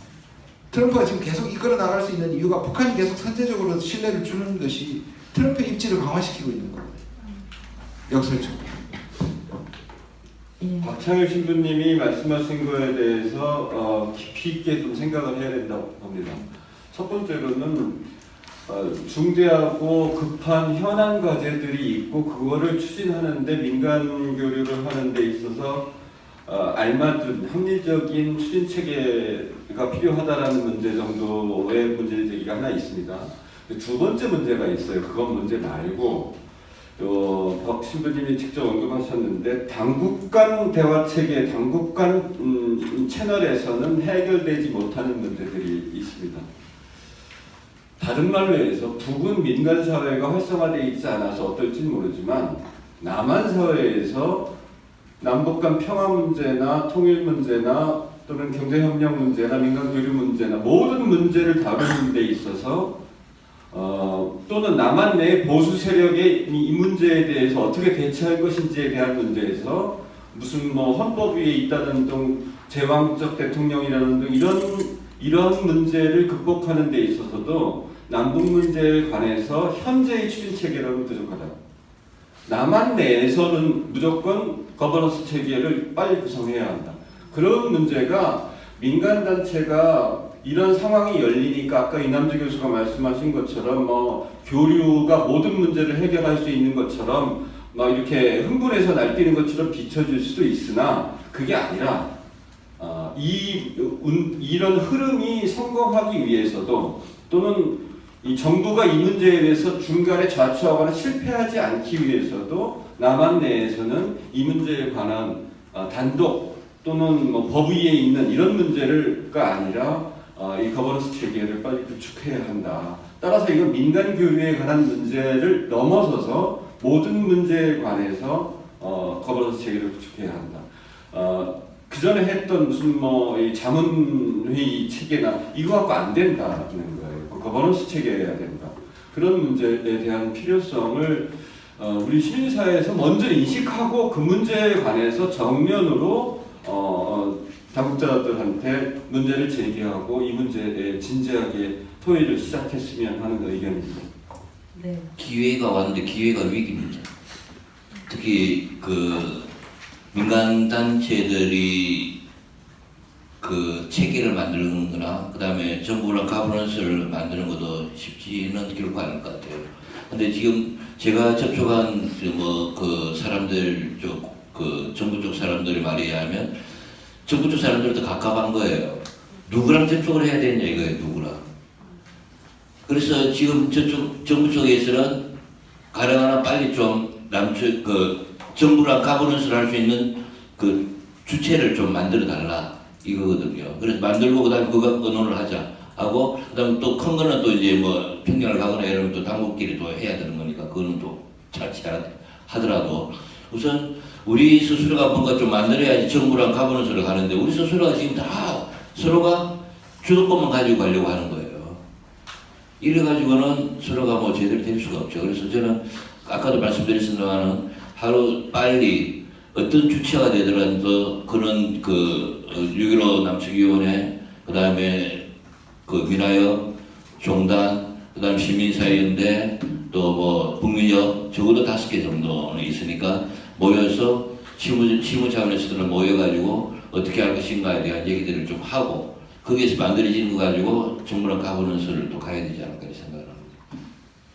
여하튼간에 민간 차원의 교류 협력이 보장이라는 게 정부 간의 당국 간의 개선 당국자가 주도하는데 그 개선 사무소의 하나의 역할로 나중에 맞는 건지 별도로 하는 건지 맞는 건지 또는 다양성을 존중하기 위해서 그런 것 없이 다양한 각 단체가 알아서 참고하는 게 맞는 건지도 일단 고민 한번 해봐야 될 것 같은데 그 두 번째 6.15 문제는 일정 제한이 되는 것 같아요. 근데요 6.15 남측이 완강하고 민화협은 준비가 안 돼 있고 시민사회의 시민평화 포럼은 그 이니셔티브 취기에는 약하고 종단은 관심이 없고 국민협은 인도적 단체가 한계를 갖고 있고 쉽지 않다. 따라서 정부가 잘해줘야 된다. 근데 정부가 잘할 의지는 없는 것 같습니다. 이 내용 6.15 어떻게 할 것인가 당국 간에 어떻게 협의됐는지를 좀 알면 좋겠는데 정부가 얘기하지 않잖아요. 특히 6.13 지방선거 이후에 다루는 문제이기 때문에 여하튼간에 신부님이 제기하신 새로운 주체를 꾸려서 6.15 남측한테 미안한 얘기지만 지금 현재 6.15 남측이 진보적 통일단체 연대성을 갖고 있지만 다양한 세력의 연대성을 갖기 어렵기 때문에 새로운 오자 단체가 원포인트 18주년 행사에 대한 원포인트 주체를 만들어서 민간주도 정부권으로 가야 되는 것이 굉장히 중요하다는 의미인데 이게 잘 안 떠오르는 하나고요. 세 번째 문제는 지원의 문제는 합의서가 어떻게 나오겠어요? 합의서가 나중에 민족의 균형 발전에 인도주의 문제가 들어가는 것 같아요. 따라서 아까 말씀드린 평화공동체, 경제공동체 말고 인도주의 공동체를 어떻게 만들 거에 대한 민간단체 당당한 놈은 필요하다. 아까 말씀하신 한쪽은 280만 원 사이 넘쳐고 한쪽은 1,500만이고 굶으면 배고프면서 잠을 자고 있고 한쪽은 15% 애들이 저체 중이고 한쪽은 15% 애들이 과치 중이고 삐쩍만 애가 뚱뚱한 애들 만나서 무슨 평화가 되겠습니까? 이런 인도적 근본적인 생태계 파괴를 어떻게 인도적 공동체 만들 것이냐 담대한 게 필요한데 딱 그 정부한테 미룰 문제는 아니다. 좀 민간이 좀 나서서 이제 새로운 판도라의 상대라기보다 보다 담대한 상상이 필요한데 그래서 민간단체 교류협력 인도적 재개돼야 된다. 이 주장도 맞느냐고 요새 듣는 얘기예요. 그럼 재개하면 우리가 뭐 할 건데? 평양 가서 냉면 먹자 의견 같은 적이 없는데 평양 냉면 먹기 위해서 민간교류 재개하는 얘기예요 다시. 그러니까 민간교류 협력 재개가 단순 재개가 아니라 어떤 평화를 지향에 기여하고 인도주의 공동체에 기여하고 경제공동체에 기여하는 방식으로 어떻게 교류협력이 업그레이드 될 것이라는 문제도 진지하게 고민해 나가야 됩니다. 우리 대한민국 사회에서 이 추진체가 만들어진다면 이 추진체가 단순히 6.15하고 뭐 하는 게 아니라 전반적인 모든 것을 다 끌어가야 되는 이런 문제가 있다는 것도 좀. 계획 같은 거는 지금 예정돼 있습니까? 그래서 지금 오늘 제일 고민스러운 게 아까 강민식 총장이 얘기했지만은 네. 뭐 6.15 남측위원회도 한계가 있고 민화협도 한계가 있고 종단도 그렇고 다 지금 한계가 있는 거예요. 그래서 누군가가 또 주창을 하면서 같이 모입시다 해야 되는데 그것도 할 주체가 제대로 없는 게 지금 문제라는 거죠. 그래도 시작은 해야 되는 거 아닐까요? 예. 이번 주 안에는 뭐가 있어줘야지 되는 거니까. 네, 예, 알겠습니다. 구체성이 부족한 비핵화 선언이라는 비판에 대해서 북한과 이번 정상회담에서 북한과 한미 양국이 말하는 비핵화 합의했다는 이야기를 하셨는데 완전한 비핵화에는 합의했지만 그 안에 검증하고 되돌이킬 수 없는 비핵화라는 명제에도 이게 동의를 한 것인지 북한이 그것이 궁금하고 아니면 이전에 폼페오가 와서 뭐 일정 수준의 핵 동결이 사찰에 동의했다고 봤기 때문에 그런 문구가 나온 것인지 그 점에 대해서 좀 더 추가적으로 좀 묻고 싶습니다. 저는 그게 없었다고 폼페오가 없었다고 하더라도 이거는 상당한 의미가 있는 게 CBID 아까 우리 조 박사님 얘기하신 것에 우리가 보통 CBID는 사실 DI는 실행의 단계지 C로 충분한 거예요 사실. 근데 C가 어떻게 오느냐를 설명하다 보니까 저 검증이 들어가는 거고 그 다음에 또 되돌릴 수 있는 아니 컴플릿인데 당연히 뒤에 두 가지가 없어야 되는 거거든요. 여기 시비 건다는 거는 난독증이라고 생각해요 저는. 정말 난독증이라고 생각하는데요. 핵폐기란 말 그거 없으니까 라고 얘기하는 거예요. 근데 이게 어떤 의미가 있느냐면 한 번도 그러니까 미국의 의심을 해소시키는 측면은 당연히 있습니다. 뭐냐면 엔드 스테이트가 다르다는 거 생각했어요. 미국은 늘 의심이 북한이 생각하는 비핵화하고 자기들이 생각하는 비핵화는 다르다. 우리가 생각하는 CBID인데 니는 뭐냐? 근데 이 CBID가 그동안에 사용된 거 보면 북한은 굉장히 모욕하는 말입니다. 이 비핵화라는 거는 과정이잖아요. 파이널 스테이지가 CBID란 말이에요. 그거는 사실 대통령들이 늘 얘기하지만 다를 수가 없는 거잖아요. 근데 미국은 이렇게 핵 동결, 모라토리움, 그 다음에 이렇게 가는 거를 여기까지 오는 거 외에는 다 비핵화가 아니라고 그래요. 과정으로서 끝나는 것에 초점을 둬야 되는데 그 전에 99%를 비핵화를 인정하지 않는 거죠. 그러니까 이게 사실 문제가 있었는데 그럼에도 불구하고 그래서 이번에 얘기한 거는 뭐냐면 북한이 그리고 우리가 합의한 건 끝에 가는 거는 CBID다. 엔드 스테이트는 같다는 거죠. 그것을 삼국이 사실은 합의한 거나 마찬가지이기 때문에 이 기차를 계속 가는 거에 대한 거를 인정해 주는 거예요. 맞습니다. 근데 얘기 들으면서 어쨌든 이 국면이 촛불의 힘에서 나왔고 그리고 실제로 시민들의 힘으로 이 한반도 평화 체제를 정착해야 한다라는 이야기들을 이제 다들 하시는데 저는 그럴 때 이제 되게 중요한 게 그러니까 우리가 그러면 미국에는 무엇을 요구할 거냐 이거에 대해서 저는 내용이 있어야 된다고 생각하거든요. 그러니까 이거는 이제 그전의 교류라든지 아니면 남한의 군사외교 정책에 대해서 입장을 내는 수준을 넘어서 실제로 미국이 이렇게 이제 이 한반도 평화 체제를 만드는데 개입해야 하는 상황 자체가 사실 되게 문제적인 거잖아요. 해방 이후에 어떤 역사적 문제가 지금 이렇게 나와 있는데 이 사람들이 어쨌든 그러니까 이 나라가 어쨌든 역할을 하고 해야 되는 것에 대해서 우리는 어떤 요구를 할 거냐라는 게 저는 좀 만들어지고 그게 이제 좀 어떤 이렇게 시민사회에서 주요하게 이야기되는 게 필요하다는 고민이 들었고 그래서 사실 질문 드리고 싶었던 거는 이제 김준영 선생님 그 토론 보면은 이제 26페이지 트럼프 리스크라고 표현하셨던 게 있는데 요거에 대한 설명도 조금 더 듣고 싶고요. 실제로 지금 미국이 왜 이렇게 움직이게 되었나에 대한 분석이 저는 너무 트럼프 개인에 대한 분석을 중심으로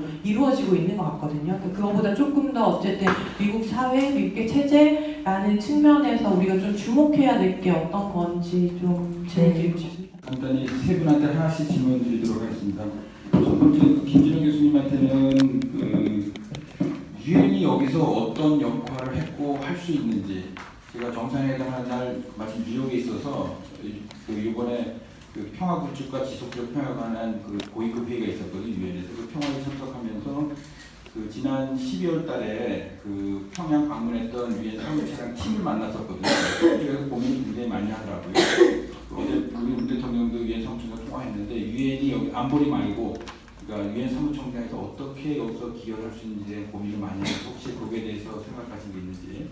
박태원 선생님한테는 이 남북 이 정상회담 이 결과가 사실 우리뿐만 아니라 전 세계에 굉장히 큰 파장을 일으키고 특히 전 세계 이후 평화운동 쪽에서 관심이 굉장히 많거든요. 그래서 이런 에너지들을 어떻게 국제 평화운동과 연계가 될 수 있는지 생각해 보셨는지 우리만의 것이 아니라 그다음에 우리 박장일 교수님은 북한에서 워낙 잘하시고 그런데 지금 이게 남남 갈등의 소지가 없잖아 있잖아요. 풍선 문제부터 시작해서 이 국제사회에서 요구했던 인권을 어떻게 이걸 풀어야 될지 내부를 잘 아시기 때문에 전통적인 그냥 바깥에서 때리는 어떤 이런 식이 아니고 진짜 실질적인 인권 개선에서 어떻게 접근이 가능할지 시간이 모자라서 사실 얘기 못한 부분이 있어서 먼저 질문하시는 부분하고 문제가 연결되는 것 같아요. 그냥 세계사적 냉전이 끝났는 세계사적 사건은 저는 그걸 넘어선다고 봐요. 그 중에 하나는 촛불도 얘기했지만 촛불이 세계사적 의미가 있거든요. 저는 이 촛불이 세계를 태워야 된다고 생각하고 늘 얘기하는데 첫 번째는 전 세계가 의외로 반민주로 가고 있습니다. 비민주로 가고 있습니다. 트럼프도 마찬가지. 국회 개무시하죠. 그 다음에 이 유럽의 소위 말하는 극우들의 움직임. 그다음에 의외로 중국이나 북한이나 그 다음에 터키나 이런 데 대해서 일종의 마치 훨씬 효율적인 시스템의 대안처럼 등장합니다. 저는 굉장히 위험한 거라고 생각을 하는데 안정적인 것이 민주적인 것보다 낫다는 방식으로 가고 있단 말이에요. 그거에 대해서 처음으로 제대로 저항한 건 우리밖에 없습니다. 두 번째, 천박한 자본주의라고 불리는 문제. 사실 소위 말하는 RBO라 그럽니다. Rule Based International 또는 ILO라 그래서 LIO라 그래서 Liberal International 시장 우리가 사는 신자유주의가 가져온 폐해가 첫 번째 민주화하고도 연결이 되어 있는데 이 자본주의 망가졌잖아요. 이것이 옛날에는 3세계만 그랬지만 지금 1세계가 망가지고 있으니까 저는 그거를 했던 지배 세력들을 뒤집어야 된다고 생각합니다. 촛불이.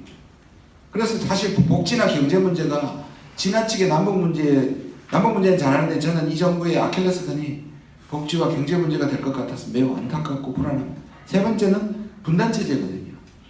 분단체제가 왜 이게 역사적 상황이냐면 냉전과 분단이지만 앞에 두 현상 때문에 생기는 것이 바로 안보 포퓰리즘입니다. 다 아시다시피 스트롱 리더십에 의해 가지고 외부의 위협을 과장하면서 내부를 결집시키는 것이 가장 잘 일어나고 있는 것이 동북아고 그래서 누가 아까 말씀하셨지만 동북아 평화체제는 어떻게 할 것이냐.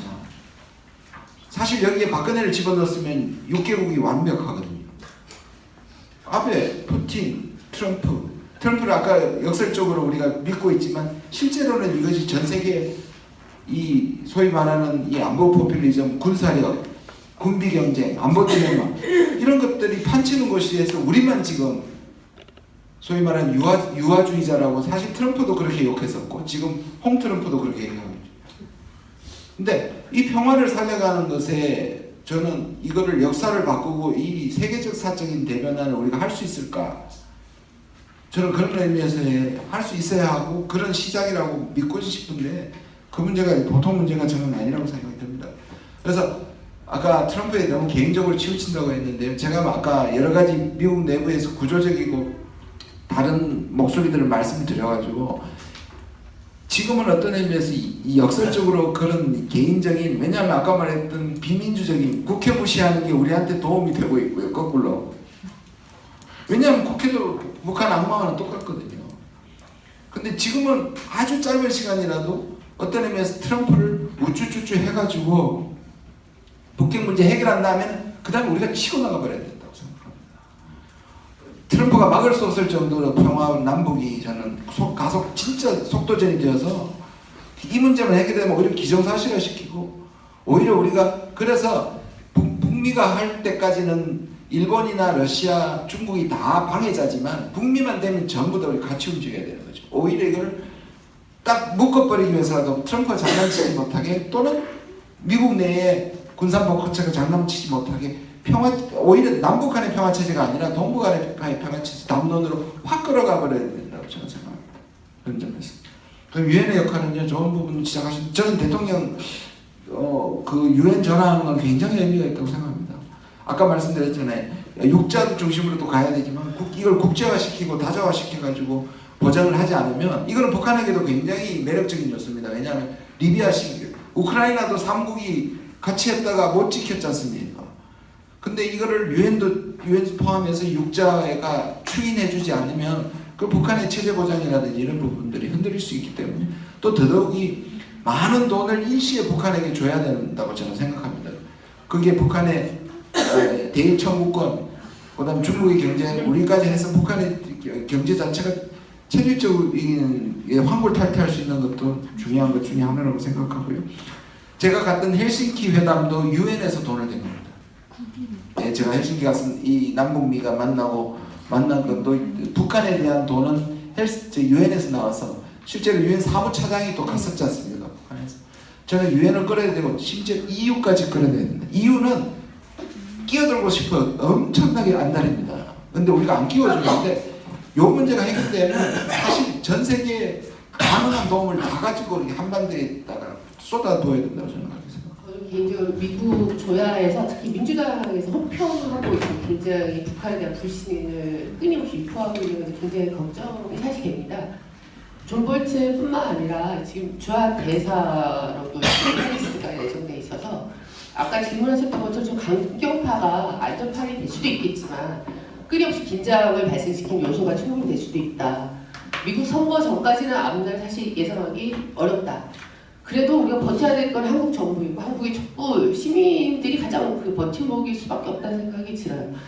그래서 앞으로는 뭐 예를 들어서 북한 체제 보장 어떻게 할 것인가 이런 문제도 중요할 것이고 동북아의 평화는 그럼 어떻게 유지할 것인가 이게 큰 그림을 그려야 되는 게 저희한테 과제이겠죠. 그래서 국제연대를 어떻게 할 거냐라고 생각해보면 한국이 갖고 있는 앞서 말씀한 민주주의를 일으킨 촛불, 평화를 만든 촛불 이런 것들은 이미 유엔인데 이유도 다 마음의 준비, 같이 할 동참의 의사가 다 있다고 봅니다. 분단 국가의 핵 갈등을 해결하고 있는 나라 그 문제에 있어서는 앞서서 국제 레짐이든 조약에 가입하는 게 아주 중요한 일이겠죠. 핵무기 금지 조약이든 대인지능 금지 조약이든 이런 것들도 있을 거고 무기 산업에 있어서 더 이상 시장이 되지 않겠다. 그 비용을 복지로 쓰겠다. 그 전형을 만드는 게 굉장히 중요한 거고 무장 갈등을 어떻게 예방했느냐 그런 거에서도 한국은 굉장히 중요한 사례가 될 수 있습니다. 평화 교육의 사례가 될 수도 있고 그런 면에서는 같이 협력하고 네트워킹 만들어야 될 다리는 굉장히 많다. 그래서 그 준비 앞서서 당장은 6.15 행사 같은 남북 민간 차원의 교류에서는 어떻게 준비할 거냐 있지만 전 세계의 힘을 어떻게 한반도 평화를 축을 만드는데 앞으로 전체적으로 지지해서 응원받고 격려받을 수 있는 그런 구조를 만들 것이냐라고 또 다른 큰 일일 것 같아요. 그게 지금 시민사회단체한테는 모두 제기되는 과제들이고 이미 이성훈 이사장 총장님은 제안을 하고 계십니다. 국제파를 한국의 평화를 도모할 수 있는 국제파를 지금 만들자라는 제안을 이미 하고 계셔서 그것도 조만간 논의를 해야 될 과제인 것 같습니다. 문제, 북한 인권 문제 얘기 말씀드리기 전에 한 가지만 좀 더 언급하고 싶은 거는요. 북한 김정은 위원장의 그 비핵화 결정은 저는 도박이라고 봅니다. 도박이 인생을 뭐 살면서 내가 이걸 할 것인가 저걸 할 것인가 하는 그 정도의 도박이 아니고요. 정말 도박입니다. 이거. 만약에 실패했을 때 우크라이나 사태라든지 아니면 그런 형들이 됐을 때 그럼 북한은 어떻게 되는 건가? 이 동북아 질서는 어떻게 될 것인가? 정말 도박입니다. 그런 의미가 있다는 것도 좀 말씀드리고 그 다음에 북한 인권 문제는 아마 미국에서도 제기를 또 하고 여러 가지 하겠죠. 근데 잘 아시다시피 우리 학교 다닐 때요. 그 출바다 맞고 밥 맞고 뭐 다 있지 않습니까? 그때 우리 선생님인데 누가 얘기했습니까? 왜 때려야 합니까? 경찰에 신고했습니까? 안 했죠. 신학교에서요? 니. 그래서 그런 것들이 있었고요. 그 다음에 우리 군대 갔을 때도 출바다 받지 않습니까? 저는 군대 갔을 때 물론 전두환 때입니다만은 엄청 많은 기억도 있습니다. 그때 누가 한마디 안 했을 때 군인의 인권이 어디 있어요? 네? 국가에서 니네들 옷 주고 먹여주는 이유는 돼지처럼 키우는 이유는 전쟁 때 써먹기 위해서다 이렇게 들었지 않습니까? 북한도 비슷합니다. 근데 지금 와가지고 지금은 그 대한항공 뭐 여성이 물 던진다고 물병 던진다고 지금 얼마 동안 난립니까 지금? 예? 사회가 변한 거잖아요. 인권의 개념이 바뀐 거예요. 옛날에 그 소변 덩이를 맞고 얼마나 회사에서 많이 그랬습니까? 아무도 그러지 않습니다.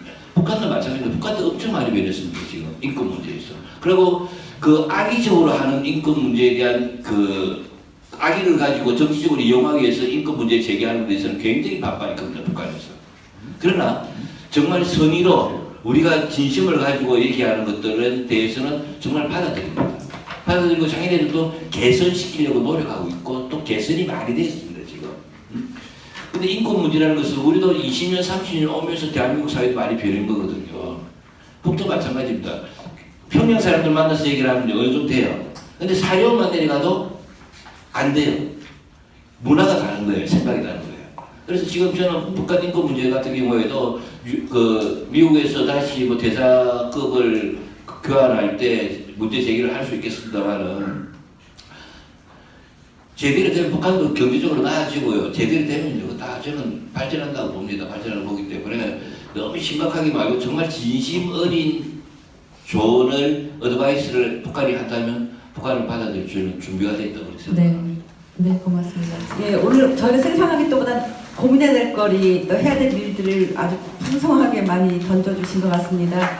이른 아침인데 비 오는 날도 이렇게 많이 모여주신 분들께 되게 감사드리고요. 여기 앞에서 발제해 주시고 토론해 주신 분들에게 다시 박수 치면서 마무리하겠습니다.